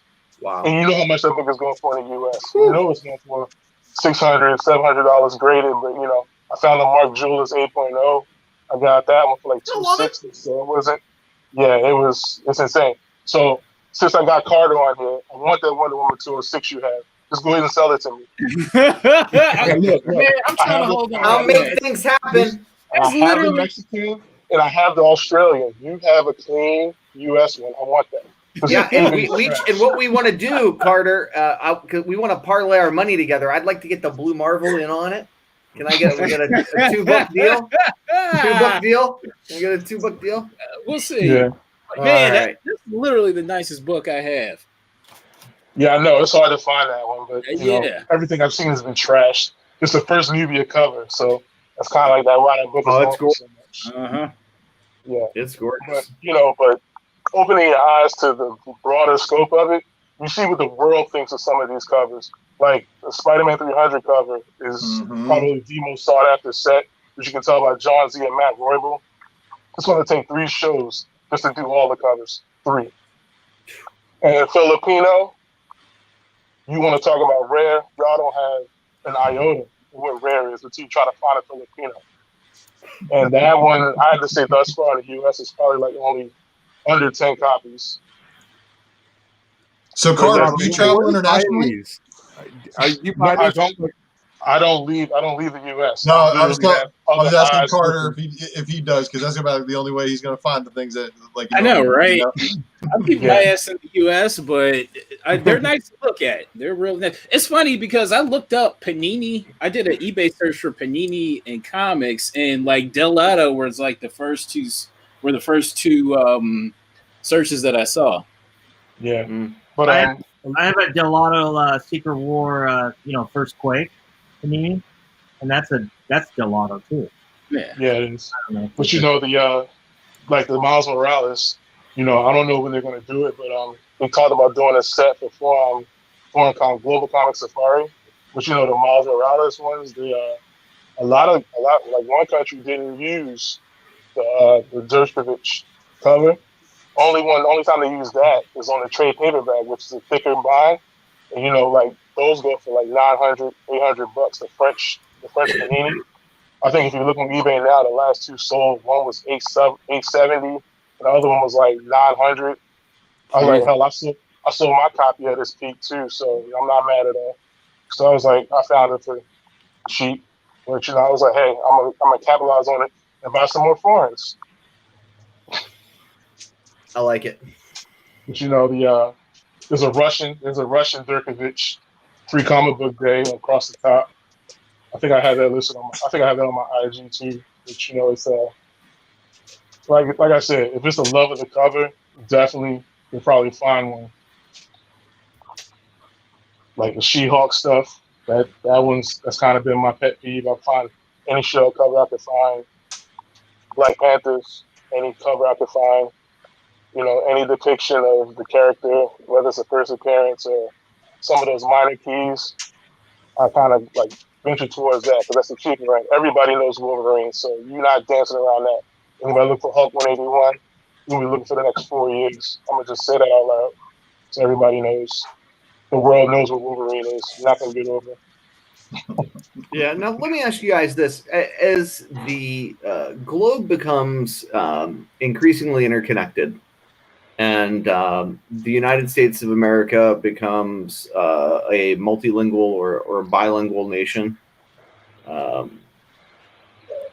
what is the future of what I like to refer to as foreign language comics? I mean, clearly some of these editions are, just incredibly more rare than their American counterparts, and they're tough to find. I mean, they are tough to find, and it's amazing. This isn't a new thing, right? I mean, it's not like foreign comics just happened in the last 5 years because guys started to get together and talk about it on the CGC boards. I mean, Rob, you've got Golden Age foreigns in your collection. Yes, I do. I mean, they've been at it in other countries since the 1950s. Before earlier than that, believe it or not. The earliest I know is Brazil, which they did Captain America Golden Age, 1940. Your Guri is what, 42? No, Oguri Mensah is 1932. But Captain America didn't hit until 1942, a solid year after the original Captain America 1. But the story inside of Oguri 73, which is the first cover appearance of Cap, was in Captain America 62, the Timely Comics, I think. But the way they do it is they do the stories out of order. But inside the Oguris is like 80 pages. Only 4 pages of it is Captain America. Wow. So it's like you have to go halfway through the book to get to the comic. And then you see like 4 pages. I'm like, oh, wow, they only have that. But I have the second cover appearance of Captain America, Oguri Mensah, number 88. And the inside story of that is All Winners, number 7. So it goes to show how much they dance around. It's never a consistent story. That's fucking crazy. That's crazy. Holy, I had no idea. Yeah. But like, all right, example, like Captain Marvel, Shazam, they continued the story when the U.S. stopped. When Fawcett was going through the law disputes, there's a possibility that a lot of those Captain Marvel stories are non-canon because it's not coinciding with the U.S. books. They kept going with Captain Marvel in the Brazilian run. So that's another deep dive into Captain Marvel as far as outside of the U.S. Other countries didn't care about lawsuits. It was like, you want to come fight us about it? By all means, come to Brazil and take your name from us. That is fascinating stuff. You talk about Gwen too, how Gwen kept yes, the non-canon LaPrince run of Spider-Man. You know, we all know the Big Booty Gwen and the wedding story and stuff like that, but a lot of those, it goes on for a couple of years. Like once they caught up to the US run, it was like, you know what? Y'all killed Gwen Stacy, we're gonna keep them. We're gonna keep going. So it goes for like another 70 issues. And a lot of those are thin. It's not 28. It's not 28 pages like ours. It's like 14 pages of comics. So it's like 7 and 7, and then it goes on to the next one. They was printing weekly versus the bi-weekly that we do. I love it. It's a deep dive. Consider it like, you know, if you look at comics at the university level, foreign comics is definitely like 301, 302. You can just go down the line. You know, this is some next level. This is some next level crap here. So deep dive. Extremely. Rabbit hole after rabbit hole. Yeah. You want to really get freaky? Let's talk foreign horror. That's talking about the baby eating on Department of Truth. Bryan McClay has a copy of that one issue where the kid's eating the baby. I know he got the idea from him showing that. I know that's where he got it from. Whoever was watching, I'm pretty sure it's in the feed of CBSI somewhere looking at it like, wait, I want to put that on the cover. Let's put it on there. Like, that's some horrific shit. Yep. I've looked for that comic too. There's no finding that thing either. It's not easy. I can tell you now, eBay is the only tip I can give anybody. If you go to Google itself and type in like eBay and type in the country by the 2-letter words, like Australia would be AU, it would give you Australian eBay. But when you do that, it'll automatically give you the link to send it to your app, and it'll open up that page for you to see it in English. That's the one tip I can give anybody. It's like France would be FR. You know, if you want to go Japanese, it would be JP. Hey, look, I want everybody to know. I'm messing. I'm giving cornbread to anybody looking. Yeah, So I'm not giving you my deep tips, but I can promise you, like, it's something to kind of dip your toes in. Like I said, it's literally just something to say, like, hey, like, wait, I know that comic, but why is it in a different language? It's literally just something to talk about. See, my favorite thing is looking for certain books that are completely obliterated from eBay in the United States, and then lucking out and finding them on eBay Italy. And the guy going, "You want to buy these from me here in Italy and have them sent to you? Why can't you find them in America?" I'm like, "Bro, believe me, if I could find them in America, I wouldn't be buying them from you right now." Yeah, like, believe it or not, there was somebody that sold a Delano 667, sold it for pennies because he didn't know what it was. There was one that sold for $46.07. I can't find it. If I had it, I would have took a screenshot of it. But the fact that nobody knows to check outside of American eBay, nobody knows. So always keep your eyes open to those other foreign sites, because a lot of those guys don't know, unless you get Deno's Scandinavian version of 667. So you just put like eBay.eu or AU is Australia. Australia, yeah. .co.uk is the United Kingdom, and then .it is .italy. And honestly, I'm going to share a little bit of cornbread. Italy is more international and will pick up more pages of eBay than most of the other eBay links. Yeah, my Black Cat 50 El Gato Negro, my Mexican copy, came from Australia. Nice. Wow. That's an awesome. But for anybody out there listening that really want to get into it, foreign comic collecting, the page on Facebook, most of those guys are really helpful. I'm one of the guys on there helping people sort stuff down. I've helped Ultra track down some books in Japan. I've helped a couple people in the group track down a bunch. Yeah, so those guys, most of the guys there are helpful. If you want to reach me, my Instagram handle is at the bottom. I'm willing to help anybody. Now I have to say it's a patient game. It's not an instant gratification. Oh yeah. Nubia did not take me a week or 2 weeks. It took me months to find it. Months. Yeah. And most of them I had to. Yeah. Let me ask you a question real quick. Sorry, I didn't mean to interrupt you, but no, go ahead. A lot of I'd say the average collector, speculator, what have you. Let's just say me, like our audience. We all know, or most of us know, that Australian price variants are, rare books, especially in the copper age. So if the New Mutant 98. So if I go into, and if I'm asking for too much cornbread, you can slap me to the side. It's all good. If I go into the AU, like you said, the eBay.au, will I be able to find Australian price variants more like easily? I'm going to say, because I know a couple of people in Australia, which I really do think I'm on a list somewhere. I got to be. But no, it's a couple guys that know how rare those books are. Like me tracking down an X-Men 282 Bishop, Australian price, a rag copy is $120. They already know how hard it is to find it. So I mean, for anybody looking, they do list them, but they're not going to be cheap. But I would suggest anybody that there's a page on Facebook. I can't remember the name of it, but I know it's a buy sell trade with Australian collectors that's on there. And a lot of those guys might give you a deal outside of the eBay because nobody wants to pay the eBay fees. Everybody is aware of it.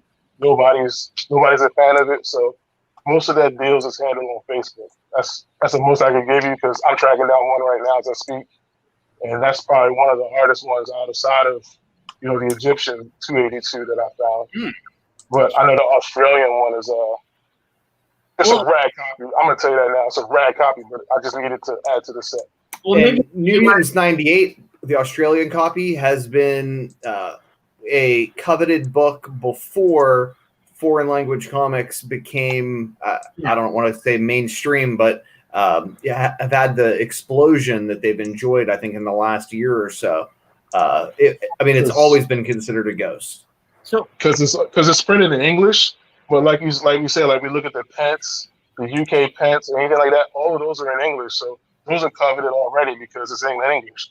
Now let's be real. If you're gonna slap it, you're not worried about reading it anyway, right? You just want to say we have a copy. So when you look at Australian price, the 282 is hard. The Lumi is 98.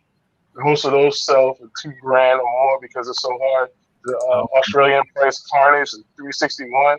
That one, there's a lot of those guys on the page talking about like, man, I'm not selling my copy because I know it's going to sell for some stupid amount of money when the movie come out. So a lot of the collectors are holding them versus letting them go. So that one's going to be more harder to track down than anything.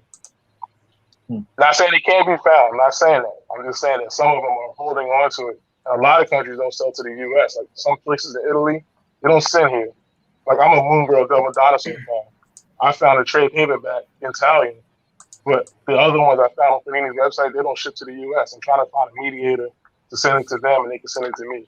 Oh wow! I didn't know. Now, and Rob, there are certain countries that aren't on eBay.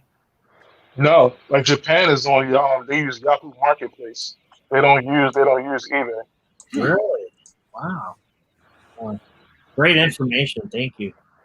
Wow. South Africa is hard. Like there's some South African books that you gotta know somebody. You can't. There is no website. There's no blog post. There's no CGC forum. Nothing like that. You really have to know somebody already in the country or have books from that country to even get your hands on something. Like I was fortunate to get my hands on the ones I had. So with that, it's all information driven. It's a tough cookie to crack. Like between the Philippines, South Africa, and some books from Argentina, you will be looking forever because a lot of people don't speak English. A lot of people don't use PayPal. Some people use Western Union only. Some people are like, hey, here's my bank information. Like, I think my bank's going to flag this if I send it to Cuba. I think they're going to flag it. It's not happening. Like, no, it's not happening. Like, our bank's going to reject it. I can promise you. Do you guys hear that beeping noise? Yeah. Yeah. That's my fault. I'm sorry. I don't even hear it. Hey, merchandise. Have you ever found Australian price variants in long boxes? Never. Either that or I just haven't know. Because I've made an effort as of late to try to find them, but no, never. Yeah, I found a foreign language comic today. I wonder where the hell it is. Hold that thought. I'll find it. I literally found it digging today. You can tell me what it is and where it's from, because Lord knows, I don't know. I have no clue. Cool. I think the most recent book I got in the mail was a part of a trade. I found the John Byrne She-Hulk run. Oh, and like the top of the title doesn't say Sensational She-Hulk. It says Hulk with an A on the end. Oh, that's awesome. Yeah. Like Hucker. Like, what? The best. I think story-wise, the best. I have to change the subject. But the best She-Hulk was Dan Slott. I think that little, 2004, 2005. I think those were the best She-Hulk stories. That's just my opinion. Yeah. Like I found the first appearance of Rogue. That's from Argentina, and that's a magazine-sized book. Oh, that's another thing too. The various sizes of books. It's definitely what's that? Is that Comics Forum in the upper left-hand corner? It was a whopping $2. I don't know what language that is. Hold on, I'll make me big. And you're 100% correct. It is not. That's Spanish. Comics Forum. $2. Yeah, it's. He wants to make sure he's got he shows everybody $2. It's big. Yeah. You know what I mean? So I had to get like a bigger holder. That's a $6.99 book that Walmart. Yeah. So, what the hell is this? $2. Well, one that's Spanish. It's definitely a magazine size. That's Nazis. What the hell? Nice. Yeah. That's awesome. Yeah, that's some crazy shit. And that's another thing I like about foreigners is that they didn't have to worry about the comic code. They could do whatever it was. That's how you find like blood on the front. There's a woman holding Captain America's shield, but she's topless. They got those versions out there. So I mean, like Steranko's artwork, there's some things that are unfiltered. Like they changed Hulk's face for the American version. But they have the real version that he originally drew on the cover of the German one. Or was it Danish? I think it's a Danish one. Yeah, so I think the Danish one has the original face. A lot of those variations are cool. Like, I'm a Captain America fan, so thus far I have 2 countries that I'm still looking for to kind of finish the worldwide version of Cap. Is definitely African, which they didn't really do. He's just a part of the Avengers team. But I think Argentina is probably the next one. That's somewhere in South America that kind of fits it. But I have a lot of it. I have 9 issues of the Brazilian Golden Age Captain America, and wow. In my quest of collecting Black characters, believe it or not, Black Panther wasn't even printed in Africa. He was printed everywhere else. You would think it was, right? Oh, But Luke Cage was created in South Africa. His comic is in South Africa, but not Black Panther. Huh. That's a little fascinating. history. One history fact. That's the one form. Yep. And that's worth every penny. Yeah, hell yeah, man. They're not easy to find. Hold on. What's the history fact? The history fact is that apartheid was going on when Black Panther was printed. Jesus. So with that going on, think about it. Black Panther was a king. He's rich, and he has a nation to himself with vibranium, precious metals. And Luke Cage is a street level hero. So yeah, don't print that. But the propaganda is they don't want people to think they could be king. So they literally didn't print Black Panther at all. Wow. He was printed in Germany, but not Africa. That's crazy. That's some bureaucracy. What do you say? Bureaucracy, red tape, right? Yeah. Jeez. Yeah. Wow. But would you have Luke Cage, a bulletproof man? Why not? But right. It's finding those little niches out is like, wow, that's crazy. Yeah, Joe Seaborn in our chat says in Africa they call it just Panther. Nah, even me looking, I didn't find one. I've done some research to see if he was actually printed anywhere in Africa. No. I have not found one. Oh, wow. So it's all English, basically. English and then other countries. Yes, they did. All the Marvel and DC stuff is printed in English. But so freaking cool. I don't know. I'm not going to pretend I even know. I don't know dick about excuse my French, about foreign comics. But I do remember talking. I think me and you talked on Drunken Chat, right? Like 6 months or a year. I was on that a few times. Yeah. I remember. Yeah. Cool. Yeah. Yeah. See, so we talked earlier about how much I enjoyed learning about Star Wars, right? And people think it's like the most complicated thing in the world, and it took me about 90 days, and I'm pretty sure I can go head to head with any fucking flipper in the game buying and selling Star Wars comics. It might take me 3 years to begin to put my toe into foreigns. It is fascinating and complicated and rich in ways that I just can't quite begin to capture, man. It's good stuff. It really is. And what you and Matt Roybal and some of the other guys are doing, Jon Z, for example, it is really commendable. I think it's important that we remember that, it's a global community and a global comic market, and going out and being your own personal Indiana Jones is admirable. And I really appreciate you sharing what you do with us. And I'm gonna share this before I go back to work. But the one thing I can say is that tomorrow we're recording tomorrow for the pickups, and a lot of the books that we're showing is going to be some monsters. So I didn't share any of those tonight, so it's a surprise to everybody. So I can't wait. Everybody, and it pops up, go ahead and check it out. But so tomorrow you're recording, but we don't know when it's going to drop. Probably Tuesday, I'm sure. How do we find that? And how do we find it? How do we find this? What is it? It's on the Tales of the Flip Side. It kind of posted there when it pops up. But the one thing I can say is that when it comes to foreigns, it's the history of it that makes it interesting. Because you think about what the book's been through, where it came from, point of origin. Like, my wife's a comic book fan too, so her favorite comic book character is Nubia, so that's what saw me down that path. Yeah. A lot of books that you look at the depiction of women, the depiction of black characters, the depiction of how they were perceived, like the bootleg stuff. Like the Storm book I had has a Hellfire Club in it, but on the front Storm is white.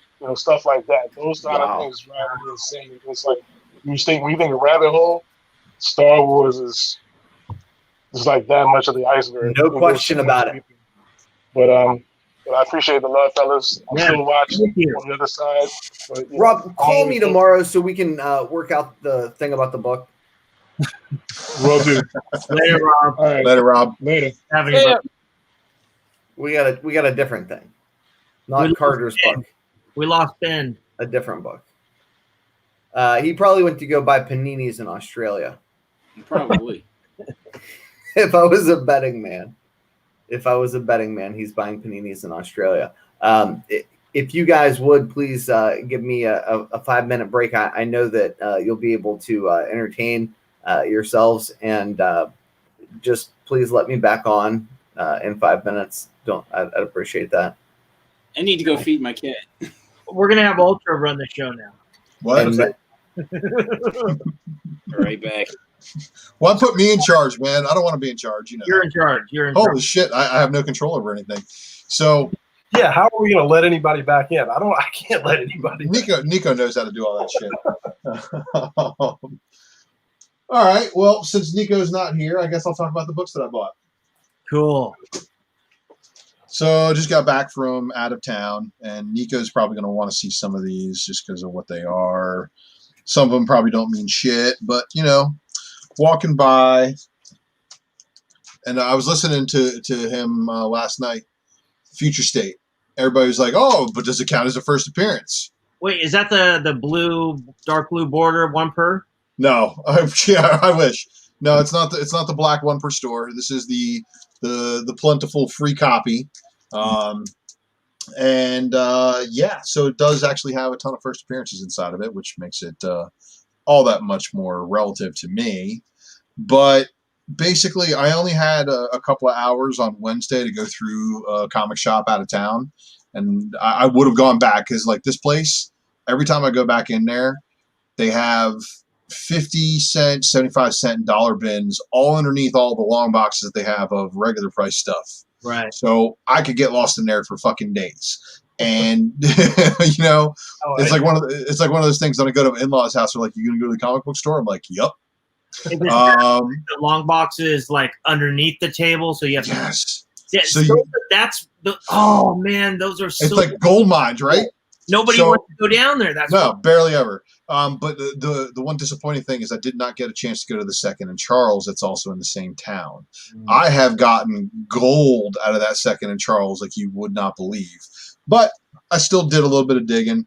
I haven't picked up my normal Wednesday books from my LCS. So I haven't read X of Swords yet. I know there's a whole bunch of stuff going on there. But I was able to pick up on some other things and kind of like avoid being spoiled on certain things. Let's see here. That's the one I want to show Nico, because Nico's going to want to see this because I know he's totally about this series. Display. Where's that one? It's funny. I was just talking to Nico about you yesterday, and we were on the phone talking on the phone. And I was like, I don't know why I'm even telling you this, but I'll just tell you. I was like, you know what? This guy, Ultra. I mean, I was talking about how good of a speculator you are, but I go, right now we should be buying X-Men books. And once X-Men and Mutants gets the announcement, only time will tell. It doesn't need the movie though. That's what I love about it. Ask him what I said about you. I said Ultra will be the #1 speculator in the whole community. Just because I read a ton of shit on X-Men books for like 20 years. But fuck the X-Men right now. I bought another one of these just because I'm not seeing them on the shelf in a lot of places. It was a regular priced variant, but this is the Darth Vader #7 Bounty Hunters variant. Yeah, that's the full. Was there allocations? Because I picked up I ordered 5 of those, and I ordered 10 of Cover A. I should have went back and forth. But all these guys. So my big thing now is I'm piecing together multiple action figure sets of the bounty hunters guys. Yeah. The Boba Fett and the Bosk are going to cost you the most because those are the JTC limited to 3000s. I got to get together that whole action figure set, but that variant right there is now the second copy that I have, and it's a black cover, so it's tough 9.8. Now, this one right here is going to make Nico all very, very, very happy because he loves this run of Doctor Strange. And this is, of course, the Legacy second print Doctor Strange 381. This is the one that had the lenticular variant that you couldn't really make out the logo. Oh, nice. But so that one was in the bin. And then this one was also in the bin. Ooh. So these are second prints. And again, look, we treat second prints very differently than we used to. Yeah. I hate them and I love them at the same time. I hate the fact that people are always like, oh, there's a second print, completely disregard the first print completely for whatever it's worth. Right. The second print's the one. And I don't think it should be that way. I think they should all be appreciated. But in some instances, that's Loki Sorcerer Supreme right there. And he's also on the cover of the other one, but this is him actually as Sorcerer Supreme. So is that interior art? Yes. Jeez, what a cover. I know, right? Turned out So really I nice. feel like I've seen that book in one of the Walmart packs too. oh yeah, yes you have. Yeah, that makes sense. Yeah. So all these second prints, whatever didn't get ordered, Right. they print them at 3,000 minimum. Right. All right, just like any of the other books they do. So whatever's left over from orders that didn't go to stores sat in the warehouse, and then they got packed into those multi packs. So I pulled a bunch of those second prints out of there. But going through the back issue bins, Wow. Whoa, I've never seen that before. Yes, you have. If you watch me do the presentation on the Legacy second prints, you absolutely have. Okay. That's the Champions number 13. It's the two-parter Yeah. with Avengers 672 and Champions 13 Worlds Collide. I like it because, of course, that's Nova, Miles Morales, and Braun over there in the one corner, as well as Wasp, but it's the other version of Wasp. Is that Hercules? Vision. Yeah, Vision, Hercules, Wasp, and Jane Foster Thor. Nice. Yep. Nice. And according to what I'm seeing going on with the MCU chess pieces, I'm seeing a lot of that all new, all different Avengers possibly coming into play. But I like this one because, of course, it was finally a cheap version of this book. Because this book took off for a while. Yeah. This one's definitely cooled down an awful lot. So took off a few times, actually. I'm still looking for that number 15 variant, the one that has Enchantress and Lady Hellbender on it. So anybody got 15 and 1 in 25? It's a qualifier variant, so that's why it was like $35 was like the cheapest one I saw. But then, whoa, Phoenix Moon Knight. This is another second print. Yeah. Wow. So yeah. Now, on the tip of Moon Knight, did you guys know that there is a core of Moon Knights? First appearance. I have that book. Good, because the first appearance. I'm going to read it. So the first appearance of the core of Moon Knights is actually in here, and it was Topher who put me onto that one, reminded me that that's probably a good pick. When I was going ham over all the stuff going on in the Khonshu story that was going down. Yeah.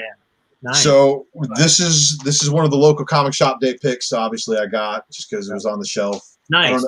I don't know if it was a good grab or not, but I have not bought any Ice Cream Men otherwise thus far. And then not a bad pickup. It's hilarious too. Nice. Well, this is not really a favorite cover for a lot of people, but this is one of those. So Gwen was being pushed. Gwen Poole specifically was being pushed very heavily in her appearances, and they kept on doing like limited one per stores and shit. So this is a one per store, and then this is the party variant that they had for Champions number 1 in color. Oh, wow. So I went Champions heavy because I also picked a pretty big print run for that Champions, right? So that one per store is probably the book. Right? No, the one per store. There's a one per store. There's also 17 different store variants. Oh, yeah. there's a 1 in 1,000. And then, as I previously discussed, there's the qualifier variant that's 200% of Avengers number 8, and that's the Mark Brooks variant. So I like the Mark Brooks variant out of all of them, just because I think the availability. But more battle lines. Oh man, those things are so underrated. I think they're gonna make a comeback. They were open order, so I mean, there was a lot of them that got by. Now, the last 3 books I have are actually 2 different books, but the one cover, John Tyler Christopher. Nice. I heard Nico talk about this one yesterday when I was driving back from Alabama. The Coppertone variant. But I freaking love that book. I don't have it. Jeff the Landshark's second cover appearance. His first cover appearance is Superior Spider-Man Volume 2, number 7. Mm-hmm. And then how many copies do you have there? 3? I got 2 of those, and then I bought this second print. Oh, that's sick, dude. That's nice. Nice. So I don't know what's up with this guy on the interior, but I flipped through the interior, and apparently he's like an idiot Galactus who likes to regurgitate. And he said he's going to regurgitate wherever he wants, and Deadpool flew up to kill him, and his gun broke. You know, hey, go back real quick to the battle lines. Yeah, they were open order.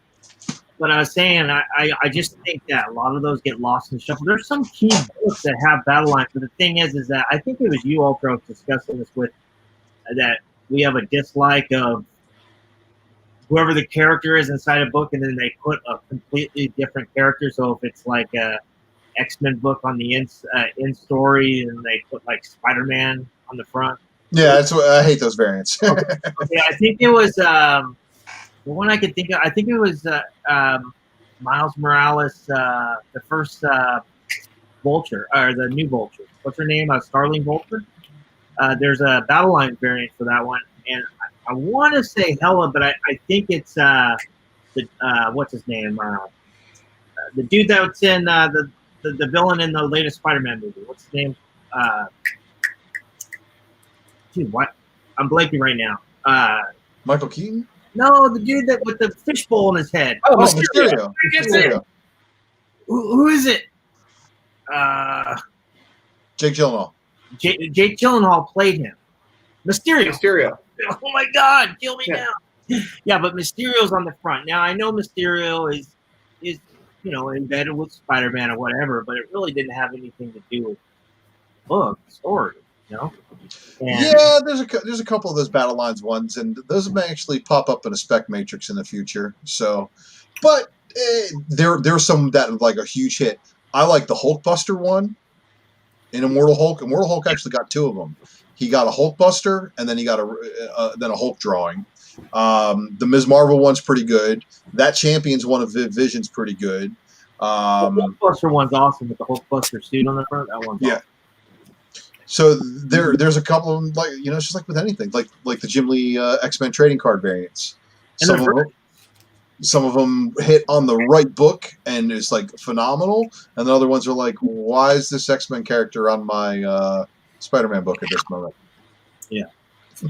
Can I ask you guys a question? What's up with this Mr. E? Who?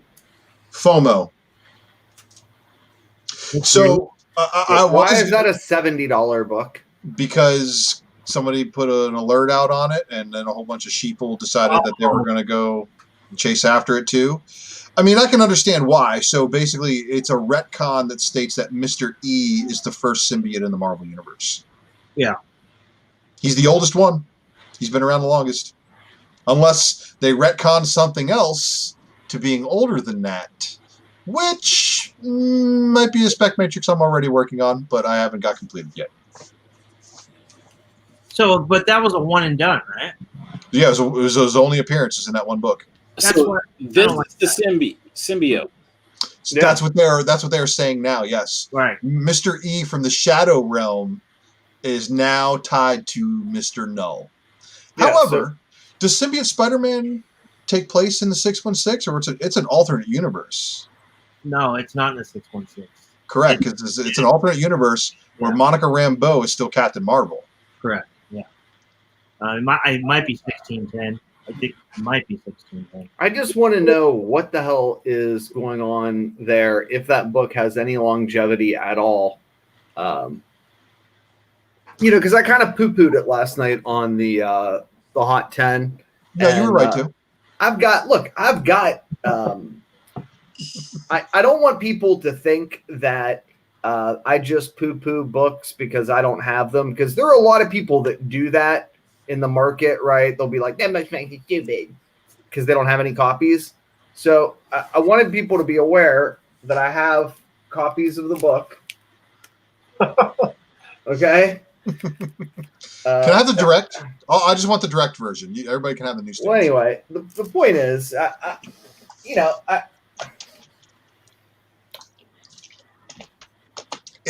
was I wrong? I mean, and I'm not suggesting that it couldn't be a very important character, that Peter David isn't an incredible writer, that Cates couldn't decide to do something important with it. Right.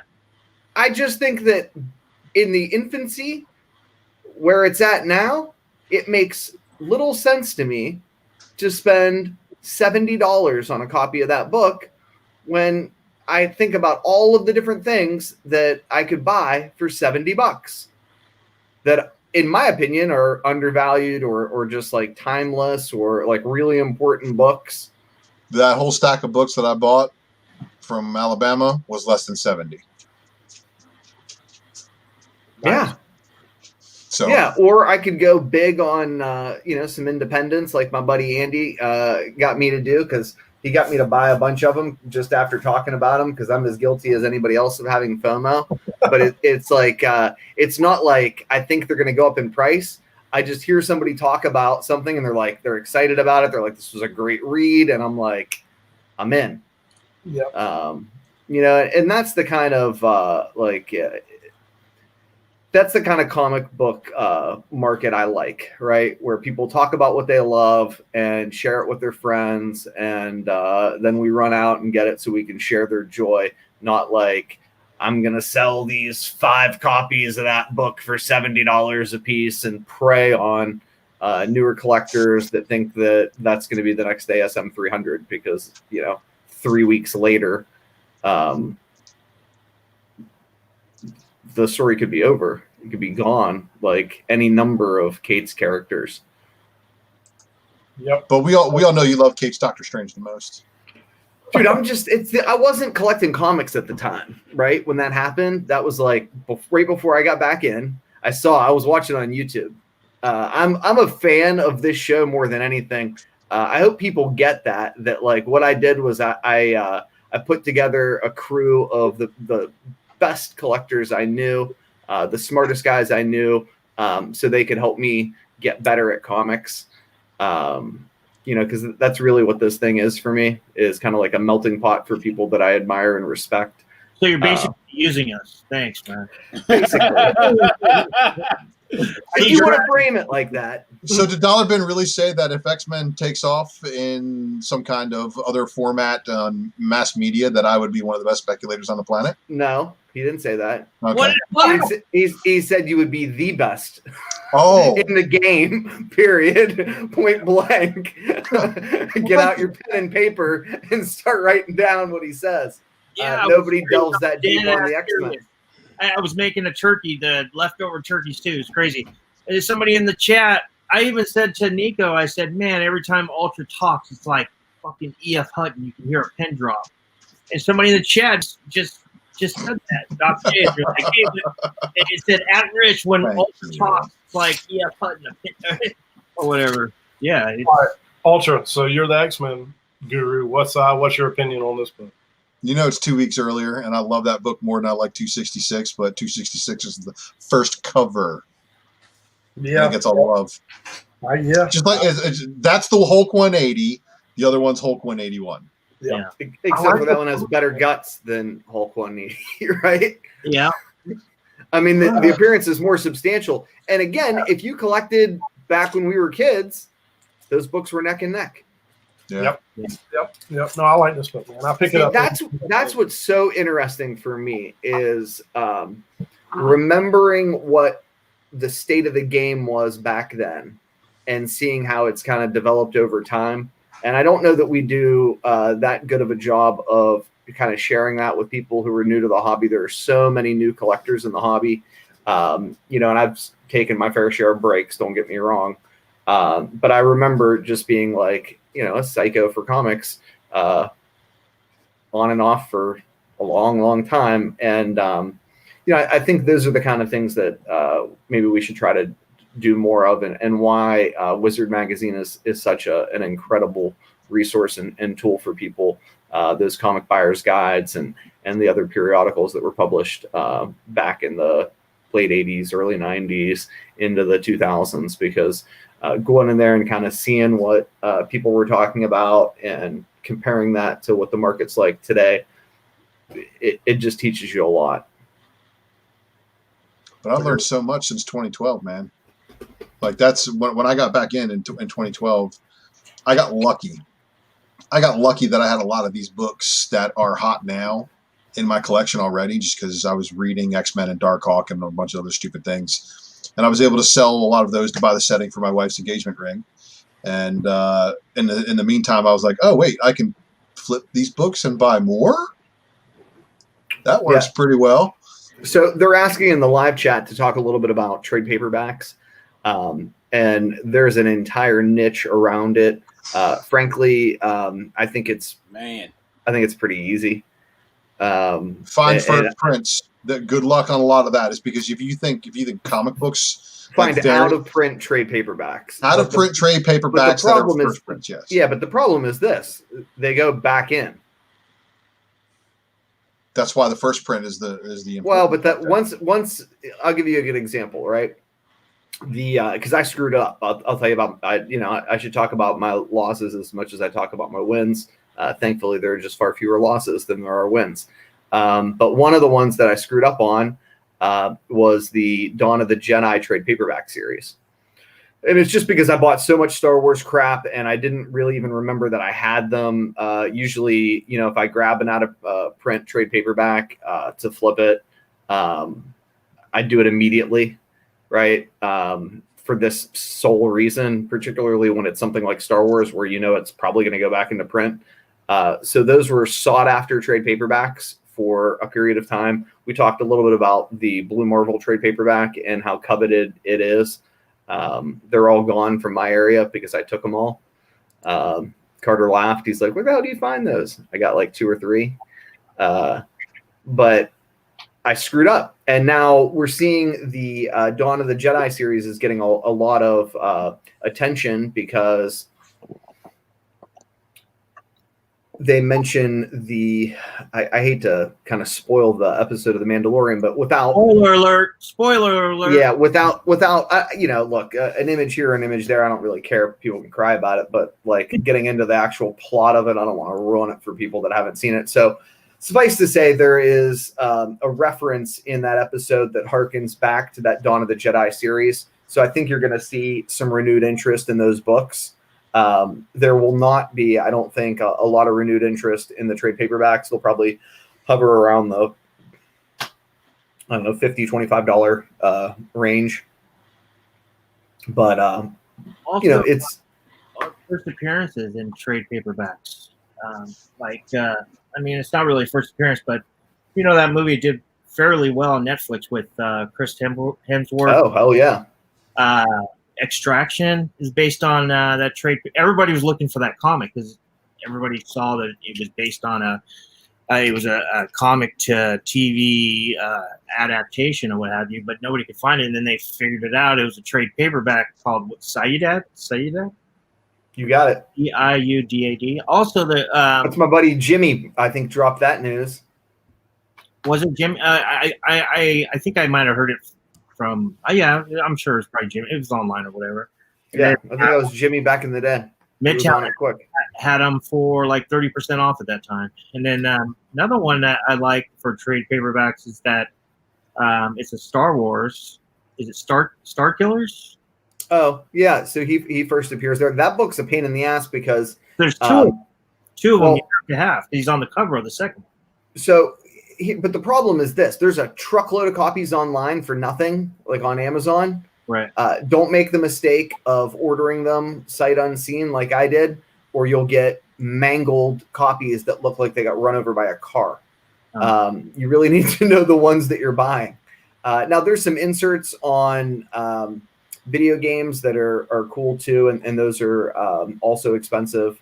But I think there's going to be an increasing market for like misshaped books, for lack of a better description, graphic novels.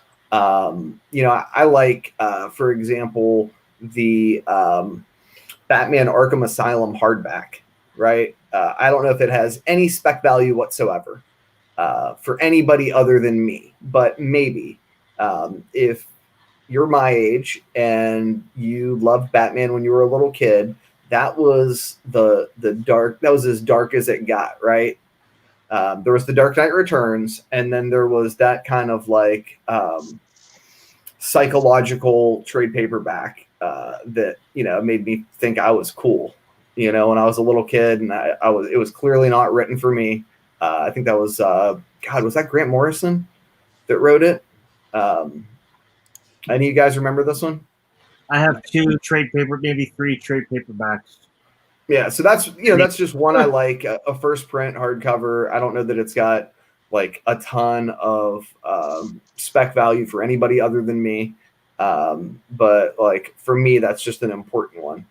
But my point, I guess, more generally was that like now that CGC is willing to slab things that are the size of like Warrior Magazine, for example, I think those traditionally unslabbed thin graphic novels are going to get a lot more love than they ever have before. And I think we'll see a higher demand for high grade copies of those kinds of things as they get encapsulated and preserved. Did anyone think Son of the Demon was going to hit? Absolutely. Yeah. For a long time. I got a sealed hardcover. I'm still crossing my fingers on. Right. Do you want to explain to people why that's important for those that don't know? It's now it's supposedly not in canon, but this is supposedly the first appearance of Damian Wayne. This is why? This is where Talia and Batman, they get married, they hook up, and at the end of the story, Talia has a baby, and supposedly it's Damian Wayne, and if Cage gets to write Batman, we're just one retcon away. That shit'll be canon in a heartbeat. Hell yeah! And legitimately, he's talked about how he wants to write Batman. But yeah, that like when I got back into comics before I took my long break, but in that like the early days of Walking Dead, that's the kind of stuff that I was trying to do, right? I felt like there was a lot more of that going on among the collector community that was more kind of like academic comics, story-driven spec than there is now. And we talk about it all the time. I love story-driven spec, but it's not worth any goddamn money. Yep. So trade paperbacks and multiple prints. I just noticed that Batman: A Death in the Family has 14 prints. Wow. And I think I had a first print because that was one of the first comic books I ever had. It was my mom had gotten me Cloak and Dagger 1 through 3 of a 4-issue miniseries, which always irked me because I never found out what happened in issue 4. And the Death in the Family trade paperback. You want the first print, right? Well, I don't know. To tell you the truth, with there being 14 of them, it looks like the other ones, the later prints, are more expensive. Like it says that first print $5, but 10th through 14th print are 13. Fuck that, dude. One thing's for sure: what we love about late printings in comics ain't the same. That does not apply to trade paperbacks, right? I mean, well, what about books like The Killing Joke? The pink letters. Thank you for taking the words out of my mouth, right? Like, and then there are those rare exceptions that prove the rules. See, it's hard, right? Because we talk about comics like there are these like if this then that rules. But that's not true. It's more like the exceptions prove the rules, and the rules aren't really rules. They're just factors. Yeah. Yeah. So I don't know. How many checks on the box can it hit? Basically, right? Is it a first appearance? Is it a first appearance on the cover? Is it a cameo? What's going on in here? Is it just different color? Does the different color really matter? Like 871 second print is awesome. Mm-hmm. You know what I mean? Like the Tech 871 book that never took off. What's the new one this year with store variants? First official cover appearance. Oh. Yeah, right. Or the he's talking. Well, yeah, because you got store free variant comic book day thing. Yeah, well, you also have store variants being produced that are taking any kind of first appearance cover away from a different book and putting them on another book. Well, and when the fuck do those things get when are they released? Because shit, I'm waiting on some books, boys. You said they were going to be out a long time ago, and that's the reason why. Published it to me. I want it published in my house. And that's exactly why people discredit store variants counting as first cover appearances because of the delays in shipping. Yeah, the street date was the date that they were allowed to start releasing them, I guess. But did you time to make them? Did anybody have them in hand that day other than the seller? Right. And his best friend, the guy that unstocked them, who did a shitty job shipping them. I mean, we haven't really heard much about DC. I mean, this has been going on for the last 2 years, but it really got on fire with that Knoll first cover appearance, that Frankie's, right? Yeah, it's when this all came to fruition. But for instance, with this whole I don't want to say new, but newer distribution model with DC Comics, the retailers are getting their books. I mean, not talking store variant, but just they're getting their books right between Thursday and Saturday of the week before release. That's why a lot of people are able to leak these confirmed spoilers. Yeah, and so if somebody's doing a store variant, and like I said, I don't think we've had this issue with DC, but if somebody's doing a store variant, makes a deal with Diamond, Marvel, what have you, buying 3,000 or 4,500, 1,500, whatever, then they could be even getting those books even earlier. So we don't really know when that book is actually. So that's a good point you brought up, Ultra. Yeah, the other thing I wanted to mention too is I think there's, in addition to there being an increasing acceptability to trade paperbacks, graphic novels, and a emerging secondary market for slabbed graphic novels. The slabbed magazine market is ripe for the picking. I mean, we saw that the Star Wars Insider magazine go nuts. There's always been those outliers, right? Like the first Harley Quinn, the first Venom, but I think we're going to see more and more interest in that stuff. And I've been going back and taking a look at, I picked up this, for example, today. It's like a comic interviews with Boba Fett on the cover. It's gorgeous, right? It's about as cool as Boba Fett gets. It had a cover price in whatever year this was printed of, in 1995 of $10, and I paid $10.25 for it. I was like, I'm not paying $10 for that. I don't care. And then I looked at the price tag on it, and I was like, shit, if I'd have paid $10 for it in 1995, I can pay $10 for it today. I'm glad they kept it in such nice shape for me. But I like old National Lampoon's magazines. I think we're going to start to see all that stuff have, the old Star Wars Insiders. I think you'll see first appearances coming out of there that people aren't paying attention to yet. I like the, I shouldn't say this because they're going to all fucking disappear now.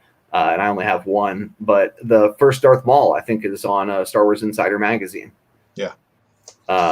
So I heard you talking about this last night too, though. Oh yeah, I grabbed one of those.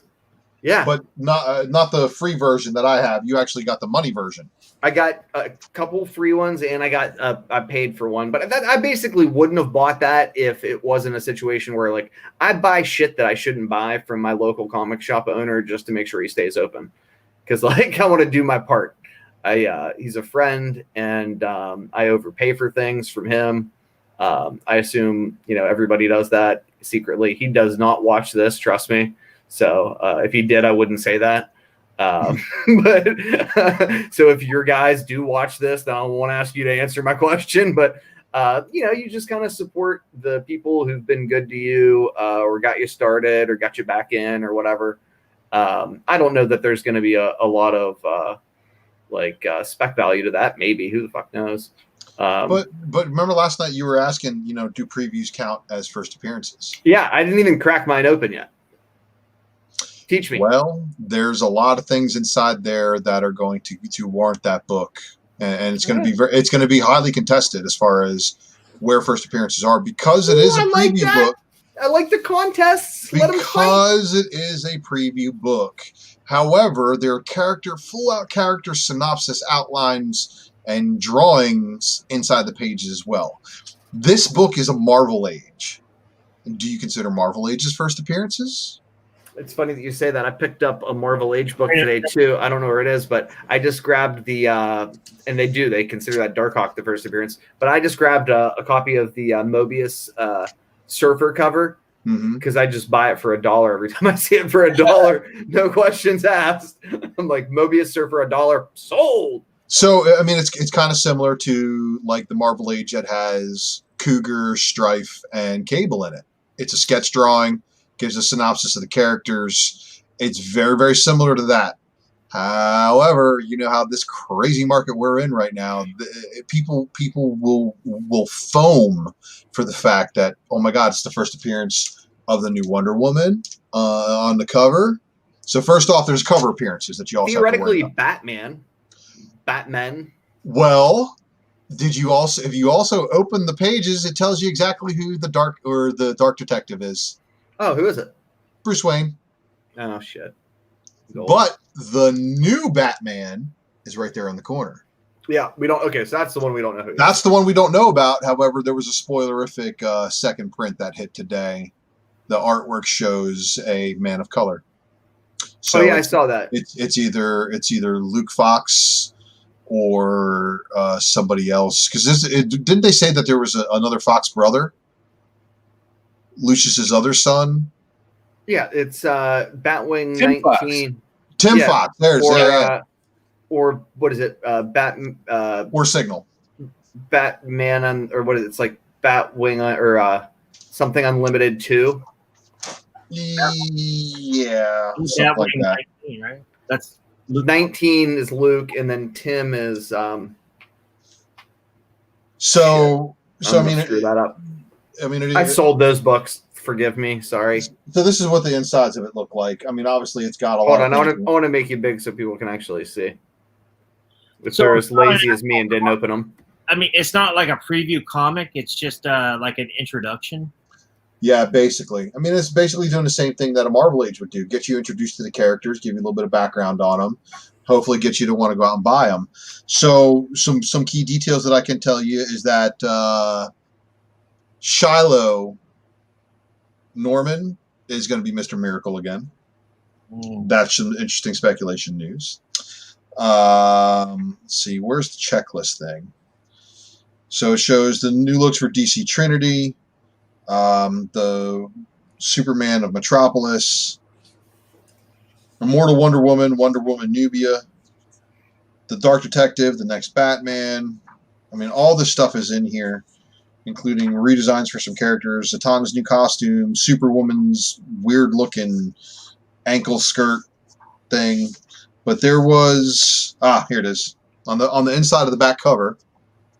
You have the future state checklist, which gives you basically, it says, hey, look at the front cover, and then here is the answer of who all these people are. So obviously we know who most of these people are. Yeah, and Tim Fox is Batman 313. I apologize. Mm-hmm.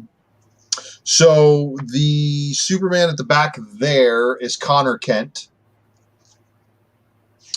And then number 7 is Clark Kent. So the gray-haired Clark Kent. Connor Kent back over there.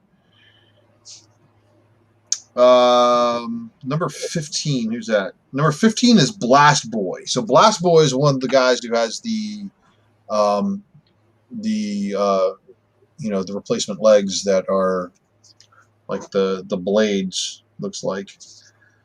So there's a couple of new characters on here, but let's see. We're just trying to figure out who all these guys are. Number 17. Oh wow. That's a Green Lantern? Jon Stewart right here? Oh, yeah, I heard that. I heard about that. That's weird. Oh.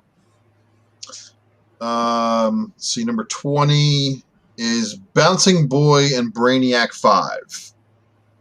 So those are the combined two there.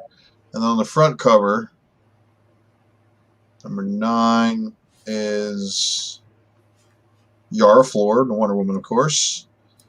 And then there's Jonathan Kent Superman is the other Superman. That's this one right there on the front. Oh, nice. Then we have who's the Flash looking character, number 23. Number 20, she's just called the Flash. Oh wow, that's cool. Yeah, so it doesn't actually give us a name there unless she's on the inside here somewhere. Let's see who else. Is she black or an alien? She looked green.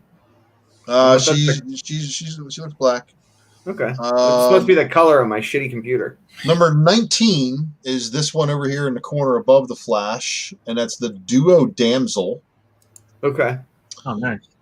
And then who's the number 13? Number 13 is Saturn Girl. And number 12 is supposed to be Red X. Where's 12?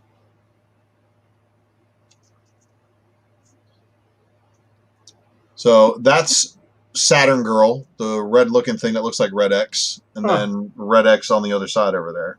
So the one thing that I do want to point out is that the cover appearance of Red X and all these characters, happen on this cover. So what does that do for the secondary market?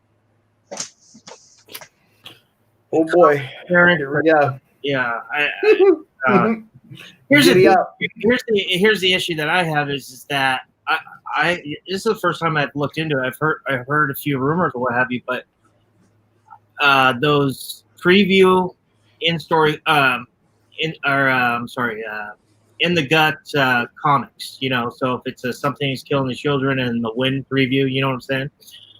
Those are the ones that I think that could have some kind of argument, debate of first appearances, like the Strange Academies, throughout the books, even though it's throughout 10 books and what have you. But I think that those just showing previews and basically a design variant inside the book, you know what I'm saying, like showing the design of the character and a little bit about the back. I don't think those are first appearances. But on the other hand, those one per stores and the more rare ones of the books that you have right now, I think those could do really well in the secondary market. That's just my opinion because they're on the cover. Do we count the cover as the first cover appearance, though? Yeah, but not. But first cover appearance, but no in story.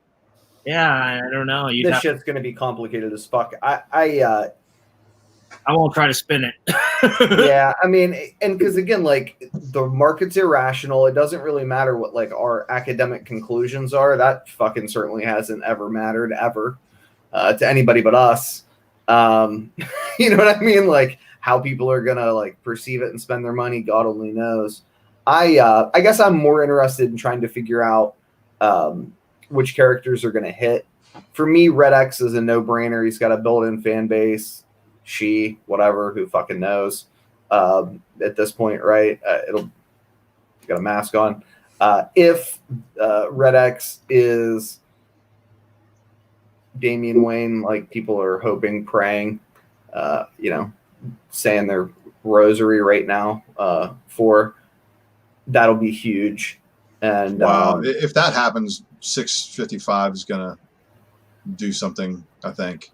Yeah, I like the 666 too because it's the first Professor Pig. Again, books I shouldn't run my fucking mouth about. I think it's tragically undervalued also, and I think we're about to enter into. Well, I shouldn't say about.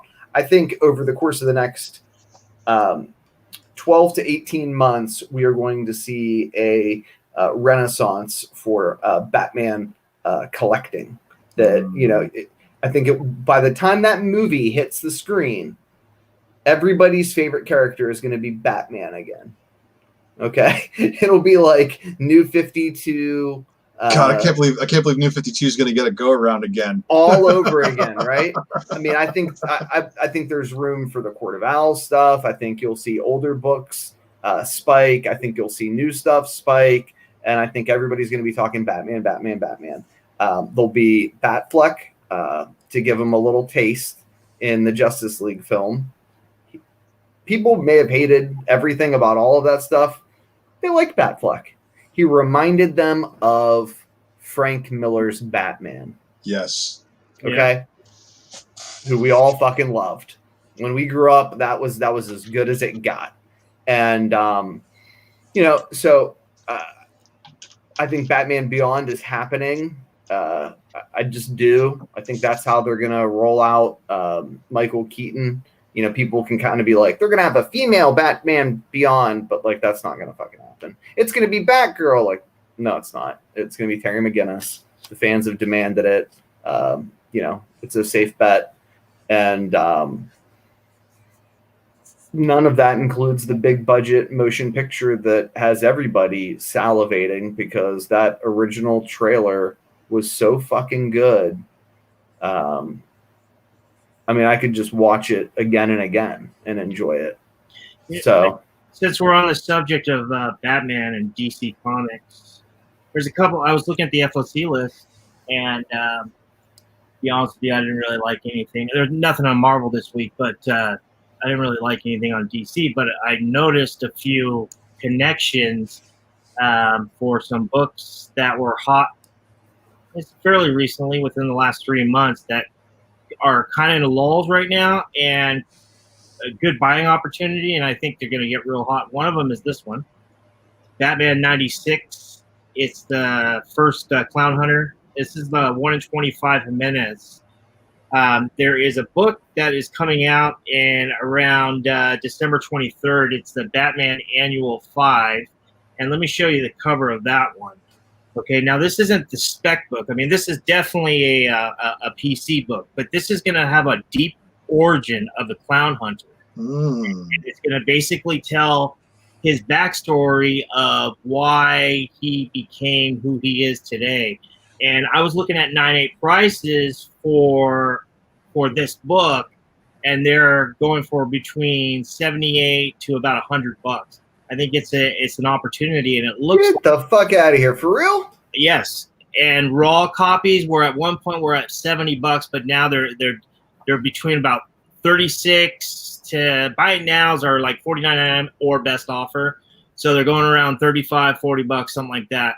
Yeah, I know it's over ratio, and I know the book is only 3 months old, but I honestly think Tinian and Batman, or I just think Tinian and DC Comics has room for this character. They have plans for this character. So do you guys know how inflated the print runs got for that Joker War compared to Batman 89 first print? For the Batman 89 first print, I think it was like right around like 50 to 60,000 copies. Yeah. And then when we got into Joker War, that Batman 98 sold over 150,000 copies. Yeah, guys, can I be real precise? I don't necessarily know that like buying new Batman books is the fucking smart like financial move. I would never fucking suggest that. I like the Clown Hunter. I've been buying all of those. 100% agree with you, bro. Yeah, I've been buying all of those 1 in 10s too. These are 1 in 25s. 1 in 25s, whatever the hell they are. I buy them from my local comic shop because I probably pay over ratio for them. Who knows? I explained that earlier. But anyway, I think the books that are going to go like bonkers are going to be those keys throughout time. Yes. You know what I mean? Not That's necessarily. Not to suggest this stuff isn't. I don't fucking know. I I'm not that good at the modern market. That's why I asked you guys. What Dollar Ben's probably trying to say is don't sleep on Clown Hunter because he's a win, dude. The same way. That's exactly what I'm saying. Remember when Red Hood popped up and then they did that Batman Annual 25, which gave you a lot of background story. That one was popular enough to warrant a second printing. So the annuals, like a la Star Wars Annual 4, are grossly underordered. And I don't know if there's any variants or incentives to go along with that Batman Annual at the moment. But if there is, I would be a betting man and possibly stay. If there's anything outside of the cardstock variant for the annuals, because they I know in a lot of annuals they don't do any variants whatsoever. So as long as that annual stays away from store variants and it stays away from incentive variants, that would be giving the one cover annual its due. The same way that the supposed first appearance of Floor, the new Wonder Woman, appears in that Wonder Woman annual. Well, you said the Joker War started in Batman 98. No. I don't think it started in 98. I was just looking. I know that Long Short had brought up in some discussions the amount because of the whole Punchline influence and how Punchline brought a whole bunch of speculators into buying Batman and pumping up the numbers so that the sales figures tripled to a point where, oh my God, you got to be kidding me. So the 1 in 25s are the only safe bets when it comes to that. So not the 98 regular cover, but that yellow covered Clown Hunter for sure. This was 96. Oh yeah, that one. Yeah, that's what I meant. Started, I think, 3 weeks after. So can I ask you guys about this? Because I don't know the answer. One of the reasons why I was like, I'm just going to buy all the 1 in 25s was I assumed that with all of the changes, I'm trying to think of a diplomatic way of saying it, with distribution, sources and DCBS, Midtown, whatever, that there would be less of these ratios than there may otherwise be available if there wasn't an interruption in Diamond's distribution chain. I don't know that that's true. I don't know that they didn't just give fucking cases of them to DCBS in Midtown. I don't know. Anybody have any concept of that? Has that created any sort of upheaval or no? I mean, were there any interruptions whatsoever with retailers getting DC books at any point in time? No, not really. And that's where that was all just crybaby shit from people who. That's where I'm skeptic on those. A lot of those Batman books, in the sense what that rebuttal that you said. Well, I wouldn't. I half-heartedly agree with that. I mean, I don't know. I'm not real. I don't know enough to be confident in anything other than I like Clown Hunter. I think he's a cool character. I like Tynion as a writer, but I am confident in now's the time to pick up Red Hood books, Silver Age Batman keys, Golden Age Batman keys, the Death in the Family storyline, first appearance of Bane.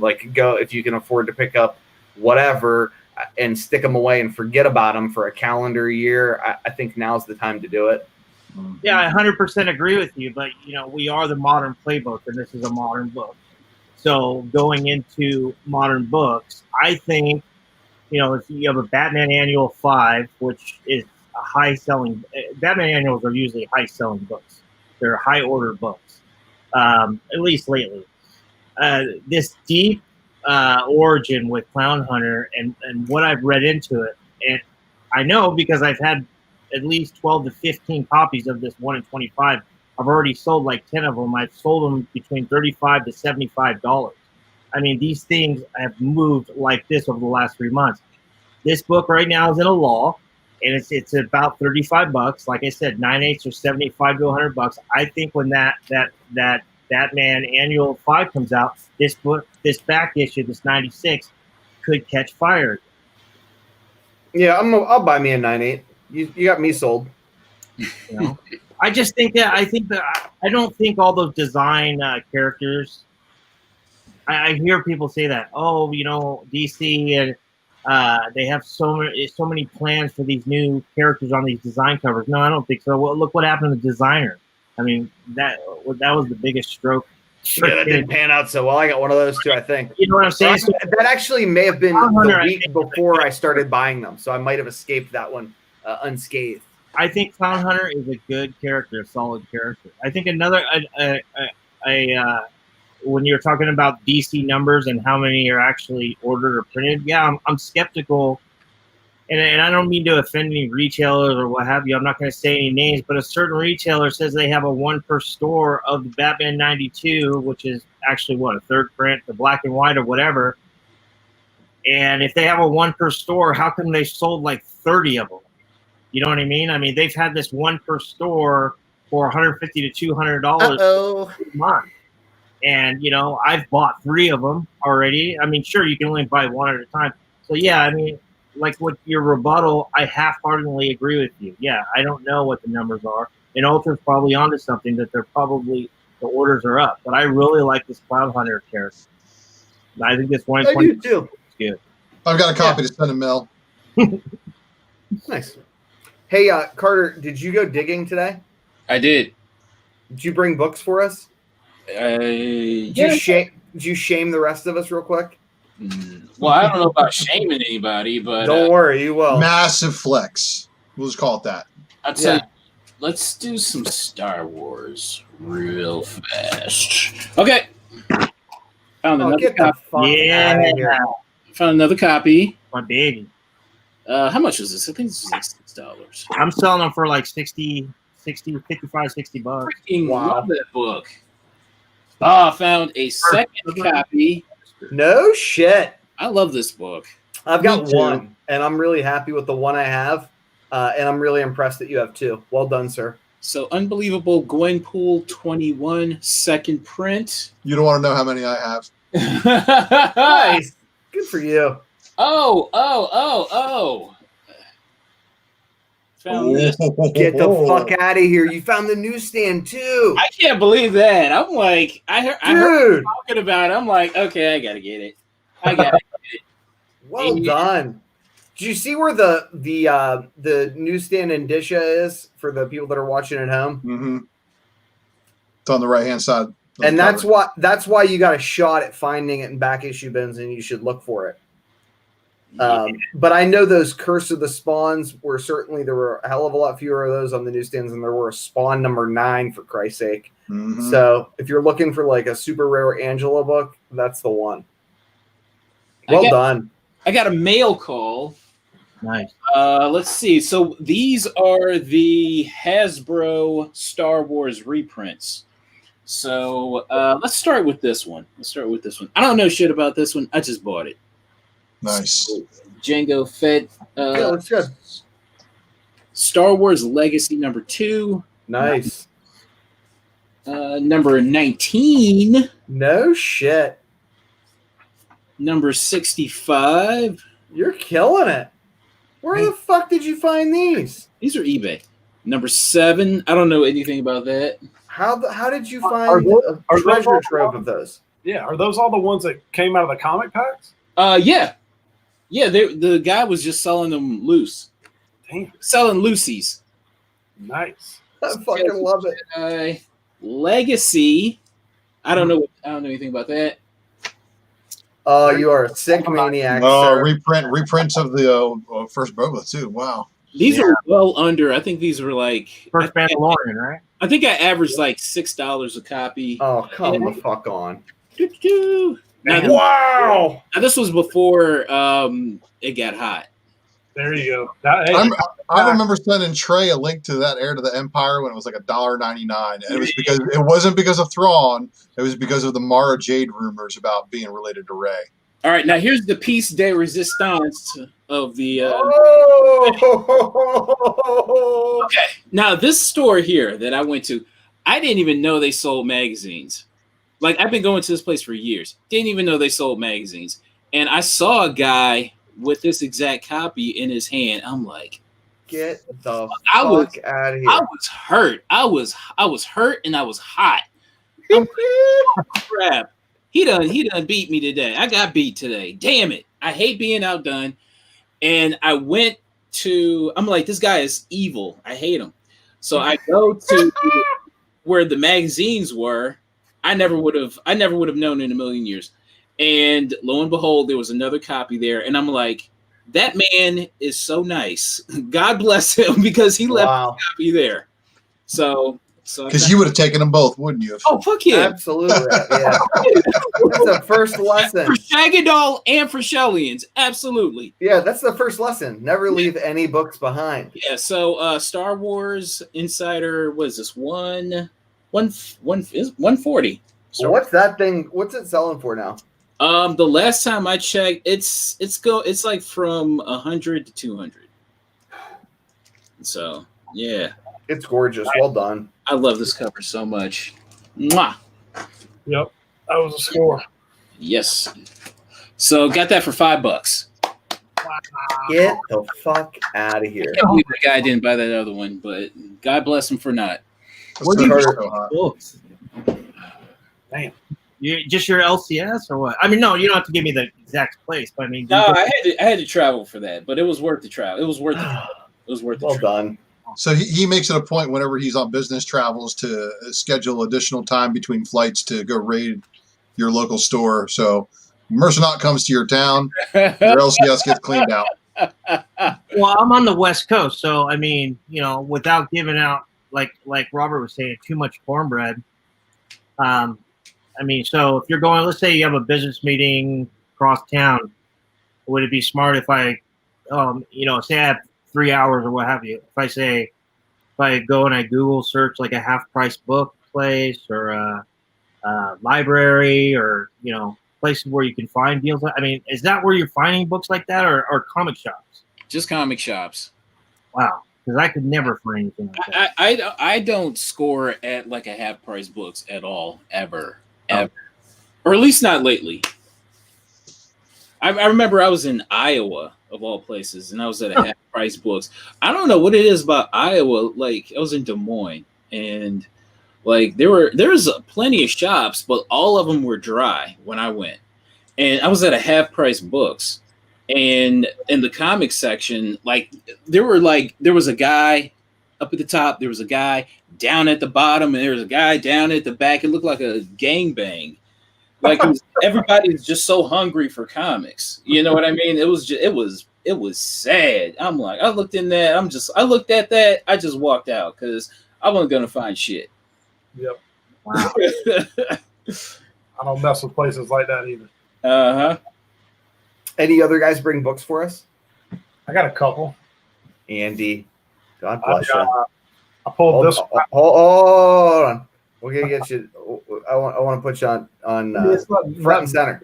And one or two they were talking about in the chat. But I pulled this one out of a Walmart 3-pack. Nice. Will you explain to people what that is? Oh, I know what that is. I know you know. Go ahead. Go ahead. This book right here was a book that popped up on eBay in front of me for a very, very stupid cheap price, and I could not buy it fast enough. It's like a $40 book right in there now. Mm-hmm. So Sinister 6. Yeah, I mean, I was surprised to see it in there, but there's a lot. 235 second printing for everybody not realizing what that is. So Spider-Man 234 second print is the legacy lenticular swipe second print, which got basically was the catalyst for me doing that whole list. Mm-hmm. But I bought 235, I think for like $15 because somebody broke open basically a Walmart pack, found it in there, and was separating them all out. And I was like, oh my God, because that book does not come up for sale. Yeah, yep, nope. And I found this in a back bin. I don't know, it's Homage, Poltergeist. Wow. Homage. That's sick. What book is that? Buffy the Vampire Slayer #6. That's sick, dude. Yeah, I like the homages, man, especially like It and Poltergeist. All right, so this is the one, maybe the one they were talking about. They were asking about Star Wars books in the chat earlier. Blue Green Artifacts was. This is my Star Wars pickup. I did. Wow! You found one of these today. So congratulations! And it's wild, which is like, yeah, I don't know. Yeah.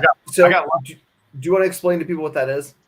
Yeah, I mean, Topher's the man. I'm not stealing his thunder or anything, but this is the first appearance of Sabine. So this is one like I just don't think a lot of people know about it, you know.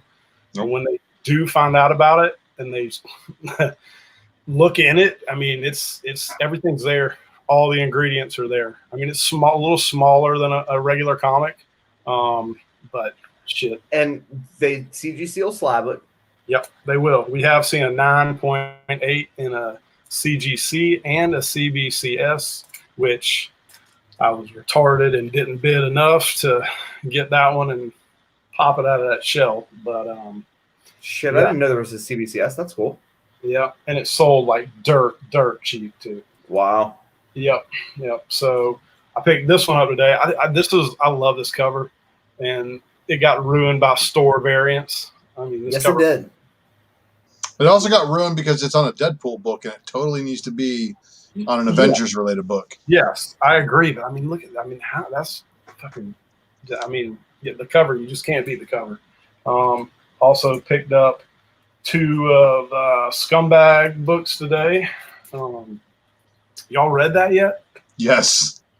Dude, first off, the art is off the chain in there. Yeah. And then I don't want to spoil it, but I don't know. We might even get kicked off YouTube if I show this panel on here.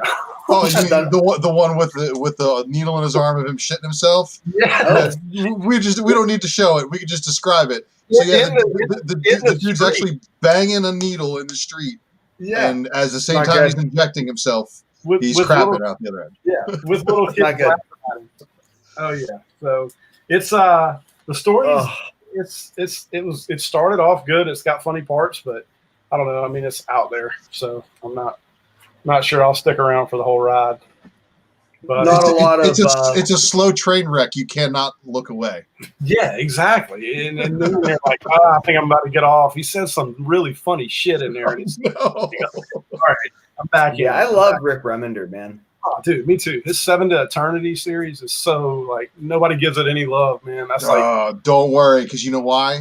We all know how rare 7 to Eternity is, and we all know that it's approaching its final story arc, which means it's a finite story, which is the perfect to adapt. And my God, the Opeña art.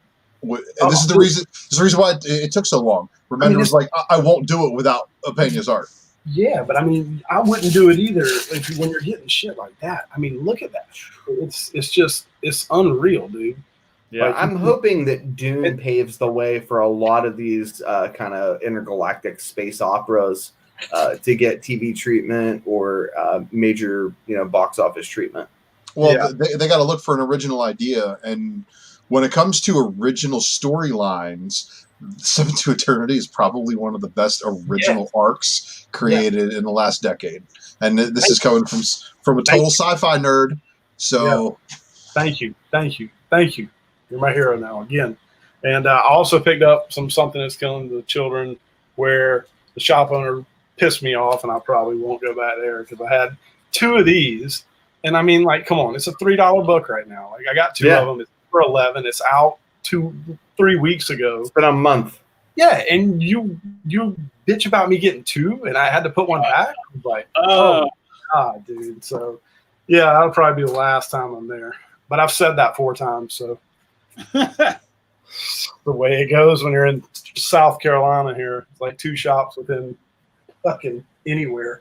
But that's pretty much I did pick up a couple more We Lives. You got me buying those books too. I grabbed the second print. It's so good. I got the first print.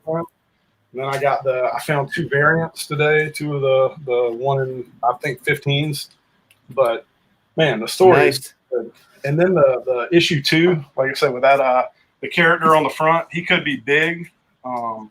So I wouldn't sleep on that. And then I got autumnal. I got 3 of the foil second prints for that one. Jesus, I can't put this camera out, especially when I'm about fucked up. But they're cool looking books, man. The foil is nice. I don't know. Nice.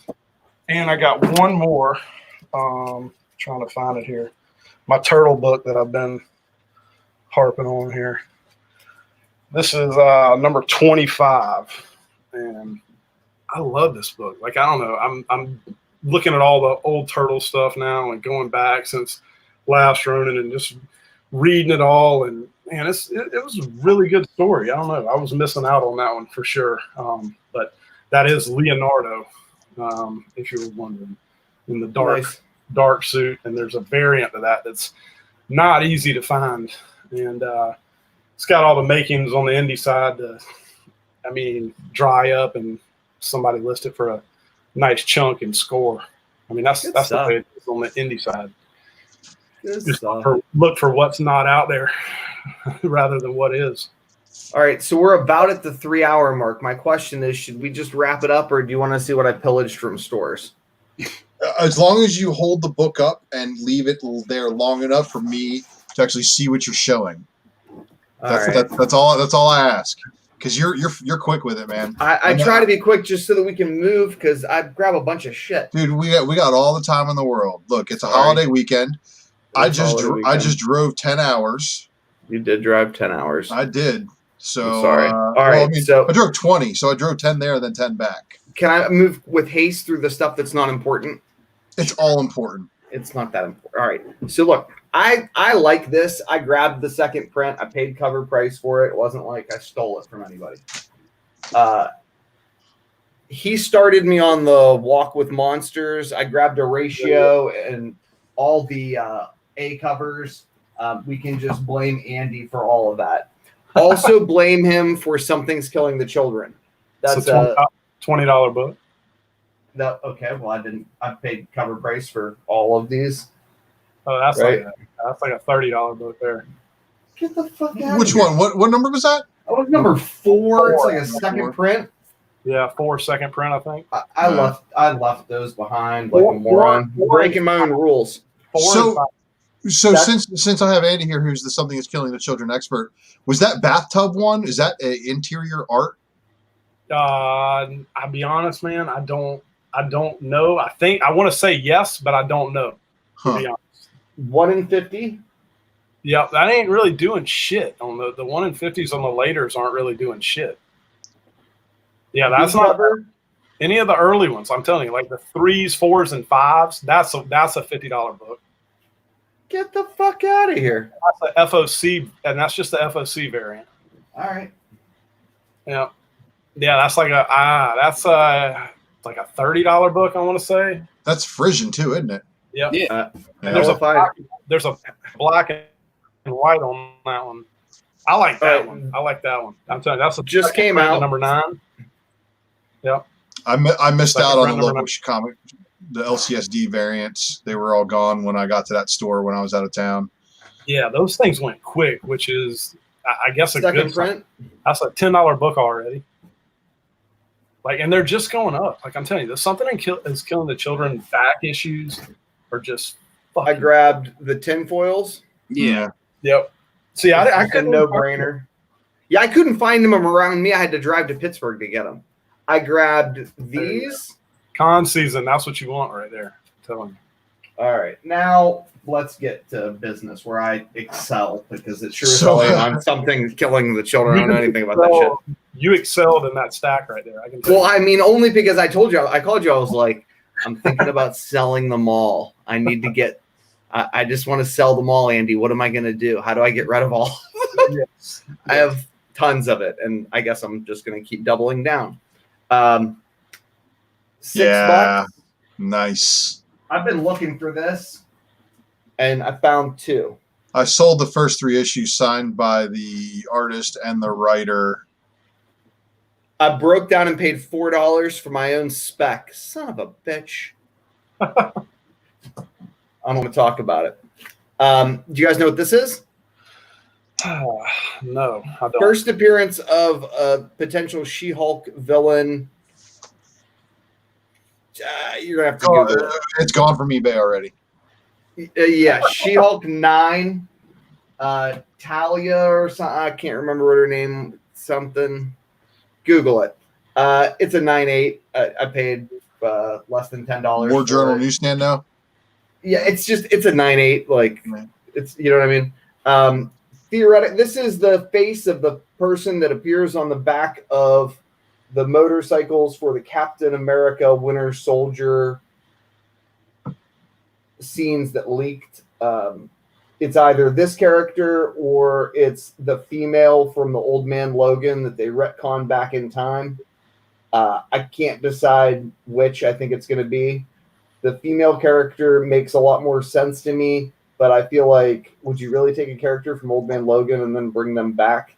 Who knows? We'll see. $8. I'll take that all day for $8. Yeah. This is again, Andy caused this to happen. That's a good cover too. Yeah, that was the one in something or another. Yeah, 15. 15. I broke down and bought that for ratio. Nice. I love that cover too. Don't hate me. $5. Damn. You know, there's somebody who said that their wife wouldn't let them decorate the kids' room with comics until he showed her the Scotty Young covers, and then he littered the entire room with Scotty Young covers, all the baby covers at least. Sick. I love it. Yeah, that's a good pick right there. Yeah. Because is it me or does that not look like Elizabeth Olsen? You ready? And I grabbed 2. Women of Power. Yes. Kevin Wada. $6. I won't $8. Another one of those, huh? Yeah, all day. I go back and grab books like this. Oh, so that's my other guilty image pleasure. Behind Seven to Eternity. That right there is another one of those finite complete stories that one would actually make a good 2-piece movie. Well, I know how much money I made on Luther Strode. So we'll see. Yeah. I'll keep just grabbing stuff like that, and shit like Luther Strode will pay for all of it, and I enjoy it. Is this not worth any money yet? And if not, why not? Look at that. Is that exceptional? Yeah. Yeah. Is that a sketch, though? It's a sketch of a little black boy and a little black girl. Yeah. Black Panther and Shuri. It's fucking exceptional. Yeah, but is it on a blank? It's on a blank. What do you mean? This is a variant for Black Panther #1. Yeah, but is it a sketch variant? Like, did I have somebody draw this? Or did somebody draw that? Yes. No, this is a fucking cover. And why is it not worth like a gajillion dollars? I'll buy every copy I see from now till eternity. This is important. I've never seen it.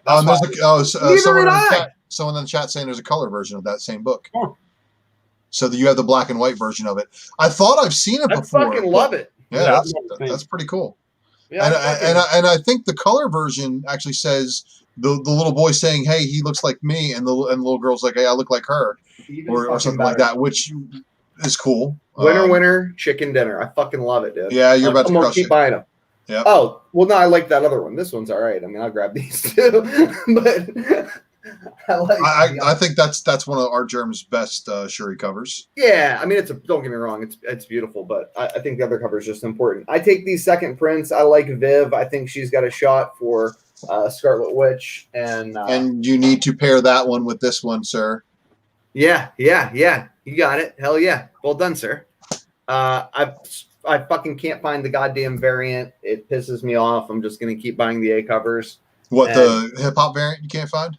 No, the 1 in 25. I had it in my hand, and then I thought 3 was the first appearance of what's her face, not #1, the chick that appears on 3. You know what I'm talking about? She's like Doctor Strange, Sorcerer Supreme #3. The girl that's on the cover of that one that everybody made a big deal about, but her first appearance is actually in issue #1. Yeah, breaks my heart. I didn't know that. She's the one that becomes the Sorcerer Supreme for a little bit in Donny Cates's run. Am I right? Correct. Ah, okay, yes. $4. Nice. And you never see those. Yeah. And you know what else? Also, you'll see that actually mislabeled as a Venom book. Oh, yeah, absolutely. Yeah. Spider-Cat. Oh. Yeah. all day. Spider Cat all day. Shout out to Nick Hart. Yeah. I tried to find it after Sleepy said something, and yeah, it's not cheap. I'm not paying that either. I'll take these every chance I can get. The one you want has the UPC symbol on it. This isn't that one. But how did you get the other version? Wasn't it didn't that come with the game? Came with a video game. Yeah. There were movie giveaways. There's a bunch of different versions. Second print.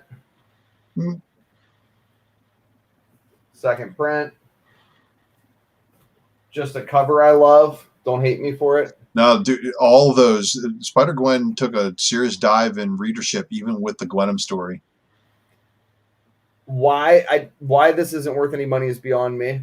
Second print or first print? That is the second print. Uh-huh. And I, too, have the copy of the first print and the second print of that, and I don't understand why either. Yeah. Wait. See, right. Yep. Second printing. $2. There was, I think they were grossly ordered at that Secret Wars time because Kamala was really. Yeah, but it's just that cover that's so important to me. Because do you have the original? Yeah. You do? Yeah. I take these every chance I can get. This is where Boba Fett comes out of the Sarlacc pit. I'm still buying Vigilante books. I think I got a shot at like a 9.6. I don't want to say a 9.8 because you never can tell with books these old. And the top edge is what's going to screw me. I don't know how it's going to press. We'll see. I like this book. I have one of those. It's like one of the few rogue variants that are actually out there. I always joke that the Savage Wolverine 3 is a rogue variant when it's clearly a Sheena variant, but it looks like rogue. And yeah, so. And that's some of Joe Madura's early work with Marvel too. Yeah. I'll take these for $5 every chance I can get. Nice. Yeah, that's the David Finch. Finch qualifier variant. Yep. It's dirty. I grab them every chance I can. This one was $10. So I don't know. I think they're a lot more than that online, but first Brood. First what's her face? Madeline Pryor. I think the nurse is important to sickos like us. This one is a newsstand, so it's important to me. And man, I was saddened to hear that she's not in the new show. Well, that was the only reason I bought it, to be honest. Why did I buy that? Because it's a newsstand. You're goddamn right it is.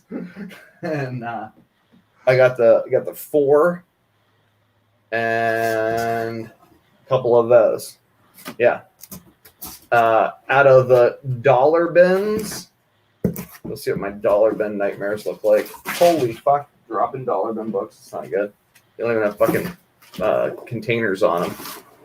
All right, so this is the kind of shit I'd buy out of dollar bins. Transhuman, got optioned, only $1. Hickman makes sense to put together stacks of them. If I lose, who cares? Impulse. I think, did you teach me about this book, Carter? It's been so long. It's been damn near a year. Arrowette. What is going on there? Yeah, Arrowette. That's your girl. First appearance. That chick, Carter's got me buying those too. Yeah, I know about that. He makes me buy those. He really does. I bought these in honor of you. I want you to know that. McFarlane's. Did you find a newsstand? No, but I was gonna jack you about it and be like, "Look, dude, I found newsstands," but I didn't. I did find newsstand Cyberforce number 24. I don't know how long that one went, but I don't know if you flip through the book. It's actually some of McFarlane's great work. I mean, he did. Oh wow, really? I didn't know he did interiors. That's the whole reason why that book is special to me is because nice. McFarlane does the cover and the interior. Newsstand. Nice. Newsstand. Yeah, just show me an image newsstand that's before 95, and I'm there. I'll take those for $1. How do you not?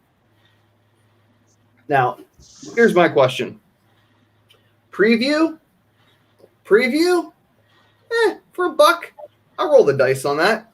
I grabbed 2. But you know that's Nothing wrong with not preview. that's the House of M preview for Secret Wars version of House of M, not the original. Yeah, I'm with you. I just want to know if that's what they roll into. You see what I mean? Preview books. Preview Nice. for $1. How do you say no to that? Well, the other side of that preview is probably more important. $1, $1.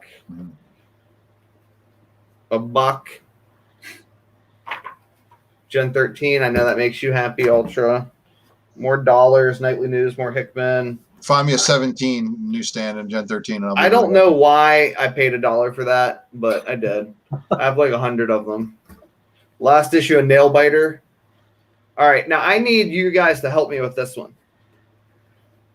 Wiki will tell you that Ultimate Fallout 4 is the first appearance of the Maker. But I think that if you open that book, you guys should all have one, I think, that's not slabbed. It's just a cameo. I think the first full appearance is this book. But I need help to confirm that. I'm going to have to read that one now. Yeah. Take a look there. Because, the Maker is important. I grab these for $1 as long as they're first prints every time I see them. If I have a short box of them, I don't care. Done. Nice haul. Yeah, Dude, so that was killing it on the Excalibur, man, because I can't seem to find a good clean copy of that book anywhere. I might have a short box of them if you send me your address. That's why. You've cornered the market. You've evaporated all copies from existence. It's up, dude. Up here, there's just there's so many comics. I remember when I was buying Spawn newsstands and people made fun of me. Now I haven't been back in comics that long. It will be 3 years in July. Okay, so within the last, and it took me about 3 to 6 months to get my head on straight because I was out of comics for like 5 years, right? So within the last 2 years, I went from being able to buy Spawn newsstands in every dollar bin I was ever in to seeing none of them and having to buy like broke ass beat up copies. And that's partially my fault because I told people to not leave them behind, even the broke-ass beat-up copies. Yeah, well, people are hip to them now. They really are. I was talking about the newsstands in 2012. And we were all look. The only people who really cared about these books are the people who were like image homers, like me. So I have very eclectic image, extreme tastes. So I got Supreme. I've got Union in newsstand, Shadowhawk #1, Savage Dragon. Actually, yeah, I do. I do have Savage Dragon in newsstand. My Wildcats #1 has a tear in it. But some of these books are very, very super low ordered. Why don't I see Youngblood 1 newsstands? Because they did not have a newsstand for Youngblood #1. The Okay. first Youngblood newsstand is actually Brigade #4, Youngblood #5 flip book. So I fucking love it, dude. But if you want to collect, look at that face on Carter, dude. Look at that. He loved it too.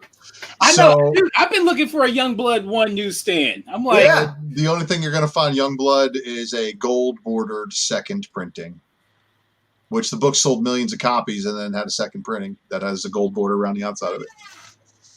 But you will never see a Youngblood #1 newsstand because they do not exist. Challenge accepted.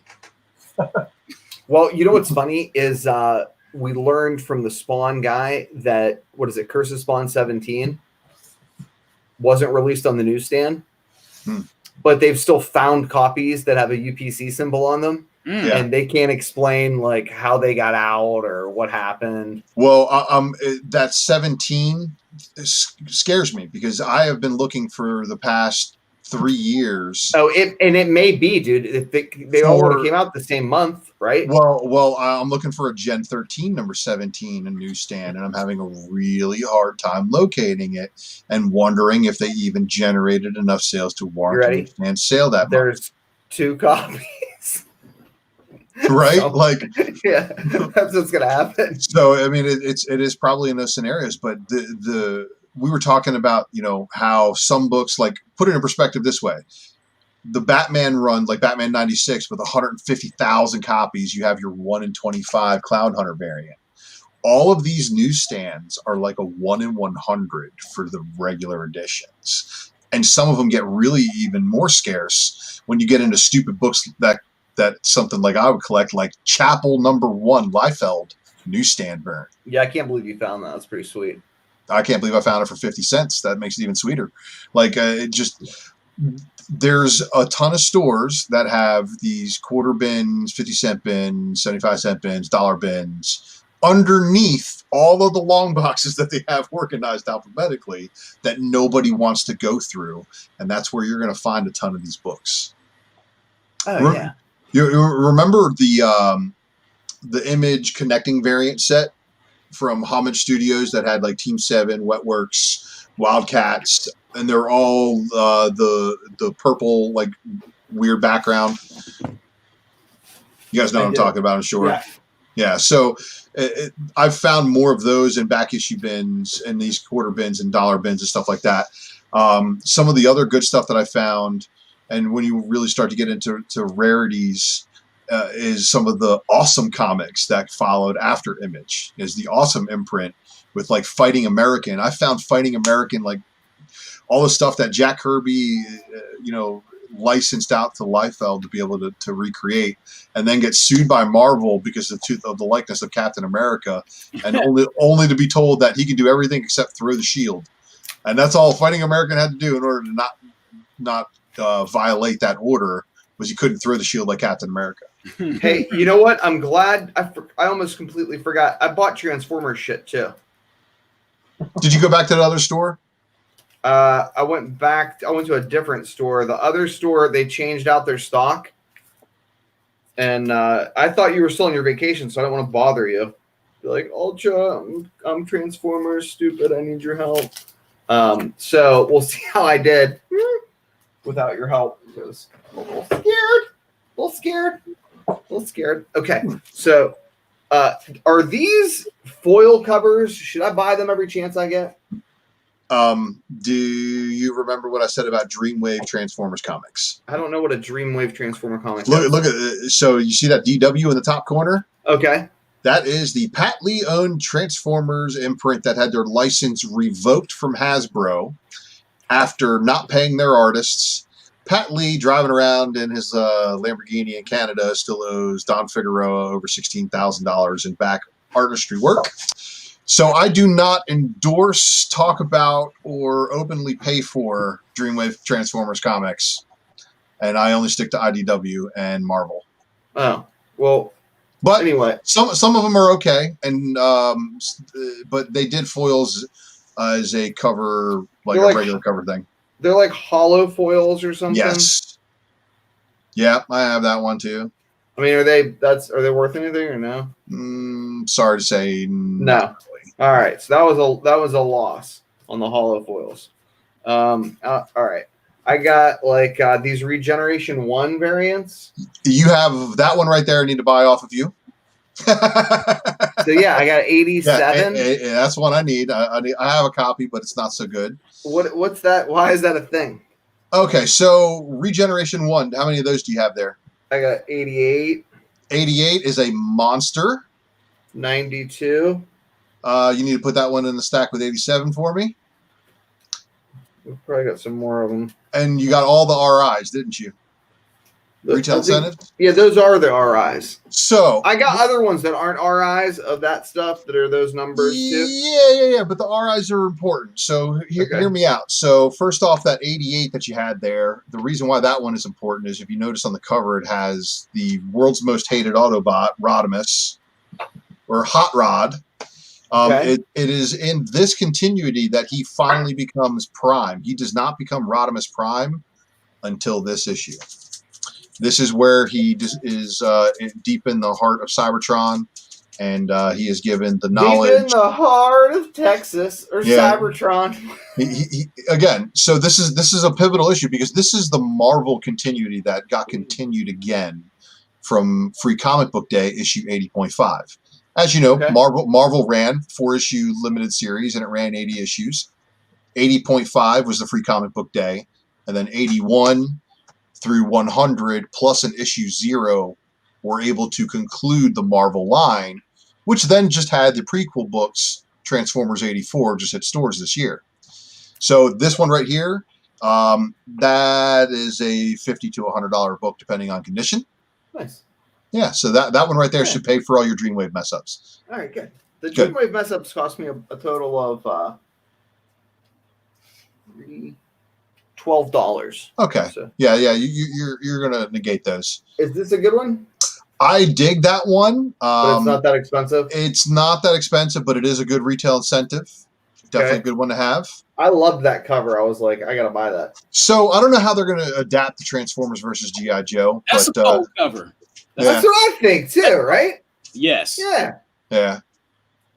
All right. I got this goofy thing. Somebody told me Grimlock was a good one to get.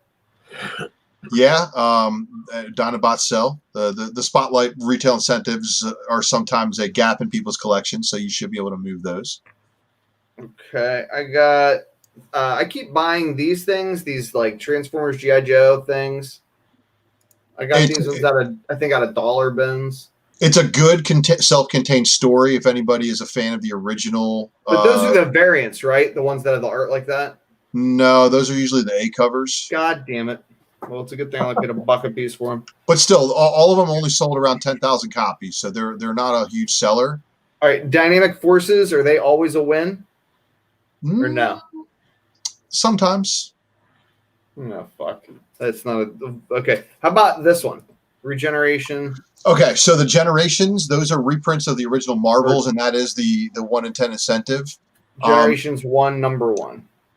They sometimes will sell for 10. They'll sometimes sell for 100. There's no rhyme or reason to it. What? Yeah, and you just advertise the comic shop on the back, by the way. Yeah, well, Yeah. I prey on them. I mean, I love them. And then Graham Cracker, that has to be a win. So that is an early store variant for Transformers Infiltration. That one's pretty good. Okay. That's it? Doesn't sell for a huge amount, but God damn it. I tried buying Transformers today. I pooped out. I couldn't hang. It's so hard, dude. It's so hard. I'm trying to think. I have more of those damn Transformers. Turns out to be junk. So no, the whole deal with the Regeneration 1 is because it is the Marvel series, and people did not know it was the Marvel series coming back. Those 1 in 10 incentive covers are done by Jeff Sr., who was an original Transformers artist. And that's why I collect them. But the continuation of the original Marvel story into the Regeneration 1 is another reason why other people would collect them. And, yeah. All right. I know I have more of those someplace, but who knows? So long and the short of it is, any tips for us newbies when it comes to Transformers? Because God knows we need them. Yeah. It's hard to tell. Right now, it still looks to me, because of the whole Hasbro shared universe being kind of like forced upon us, Revolution. It seems to be the only way that I see them doing this, where they use ROM, Action Man, G.I. Joe, Transformers, Mask, and now that they own Power Rangers too, there may be a little bit of that thrown in there. But IDW's Revolution is that stuff that they had when they forced the shared universe upon us. Prior to that, we were very, very happy with very limited G.I. Joe interaction.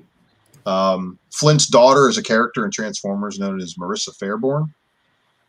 She's like Earth Defense Commander, Friends of the President type of thing. So there's some really cool stuff in that IDW run. But my personal Transformers collection is going to be your Marvel books. I have a 3rd print Transformers #1, which barely hit racks and was most commonly found in Whitman packs. You guys remember those Whitman bags? Mm-hmm. So my wife bought me a Transformers #1 3rd print, and that's framed up on my wall. It's actually a 9/8 candidate, and I've thought about getting it graded, but then I'd kind of have to do something with the frame. She wrote a wonderful message for me on the back for. But the early issues of Transformers actually have second and third printings, and the only way to tell is to open up and look at the newsprint. And they just changed it. They add a little extra stamp on the indica that says second print or third print to it. Shit, I picked up a couple Dino bots. You did, and first appearances, but then after the one I showed you, it's like the only key I remember. I'm like, ooh, Dinobots. I like Dinobots. And you know, there a lot of those Transformers stories are one and done stories highlighting a specific Transformer. Didn't usually always have to do with heavily with a centric story like the cartoons were. It was basically the cartoons were there to get you to buy the comic books and the toys, and the comic books were there to sell you the toys, like the toys that didn't have any appearance in the TV shows and stuff like that. So that was how they could market to us. There's first appearances galore throughout that entire 80 series. I mean, yeah, you got 80 issues to pick from, and I'd actually have to go and do a very organized deep dive showing where all the first appearances occurred, because it's crazy to think about where to start on that. But the original, look at what G.I. Joe #1's doing right now in CGC 98. Like that's a ridiculous book. Yeah, so G.I. Joe #1 gone crazy, G.I. Joe 21 gone crazy. I assume that we're going to see something similar happen to G.I. Joe and Transformers as we've seen happen to Star Wars. I think there's a lot of time left in that game, right? Like when I started doing Star Wars, it was about the same time that Carter started, and about the same time as our friend Sean, who is every bit as good as the both of us. And about a half a dozen other guys who were lunatics started. And, we did our best and we all did well. We're real anxious. By we, I mean, I am real anxious to learn G.I. Joe and Transformers. I already talked to Carter about, wanting to do that, trying to add it as a skill to my repertoire. So do you guys remember the Marvel G.I. Joe versus Transformers series? Yeah. Yeah. That's going to be the one that you're probably going to want to look to. And I'm probably putting most of these books out of my reach before I have the money to obtain them. And I hate doing this. Mask. Yes. If you right now don't see the vision that Hasbro has, Hasbro wants to have like an MCU of their own. The only way they're going to do that, the Transformers need to land on Earth and give a technology boost to Earthlings that give them the G.I. Joe. At the same time, it's going to cause things like Cobra and the enemies of Mask to appear, but it's also going to have an effect on technology. So the next best thing that's going to probably blow up will be those original Mask books for Marvel. Man. Yep. But I see their vision, and I'm wondering now with the purchase of Power Rangers, are they doing this to kind of also say that, hey, the Cybertronians have infiltrated technology on worlds everywhere, including causing a war, and will the Power Rangers share the same universe with G.I. Joe and Transformers and Mask and Action Man and all these other people is the question. But the Marvel Mask series probably right now is a really good one to look into. But also, when they did that Revolution story in IDW, they revealed that the Visionaries were actual internal in the inside of Cybertron. They end up killing Cup. Remember Transformers the movie Cup? When he first got introduced, he's the old war hero. Well, they kill him, just in like a response because they think they're being invaded. So the Visionaries is another one of those books besides Mask. And I can't remember if these are all Star imprints or if these are actual Marvel. But some of these books are kid stories. And some of them are really, really beat. And you're not going to find really good high-grade copies of them. And if you do, you got probably a guy maybe who was speculating a little bit in the 80s who was smart enough to buy these kids' properties that are selling a ton of toys. Because that's what this was. This was all the stuff Oh, it was DC that did Mask according to Wonderworld? Okay, cool. Yeah. There's a DC Mask, and I guess there's I think there might have been a Marvel one at some point too, but I might be wrong. But these are all the titles that Hasbro. Look at what Hasbro has under their umbrella, and that'll give you a clue about what they're trying to do. So it's not just Transformers you guys should be looking out for. But if you know of a Transformers book and it's the first appearance of a popular bot, I would be on that one. And there might be a few I might have made a list of 20 to 30 of already that you can look out for on my YouTube. That's my buddy Ultra. He's Thanks, smart. man. Yeah. He knows his stuff. All right, guys. I'm old. I feel like it's time for me to go to bed. Andy's nodding. He's like, I've been asleep for 20 minutes. I don't even know why you started talking about Transformers and G.I. Joe. I'm nodding off like a dope fiend. Yeah. Yeah. Just don't shit your pants or whatever it was. He didn't have. The thing is, he didn't have his pants on. They were like around his knees. It was too much when he was wearing pants. It's way too much without pants on. Way too much. I could be the end. Rick Remender, a bridge too far. For those of you that join us regularly, I am incredibly appreciative. If it's your first time here, please come back. Gentlemen, thank you so much for everything you do.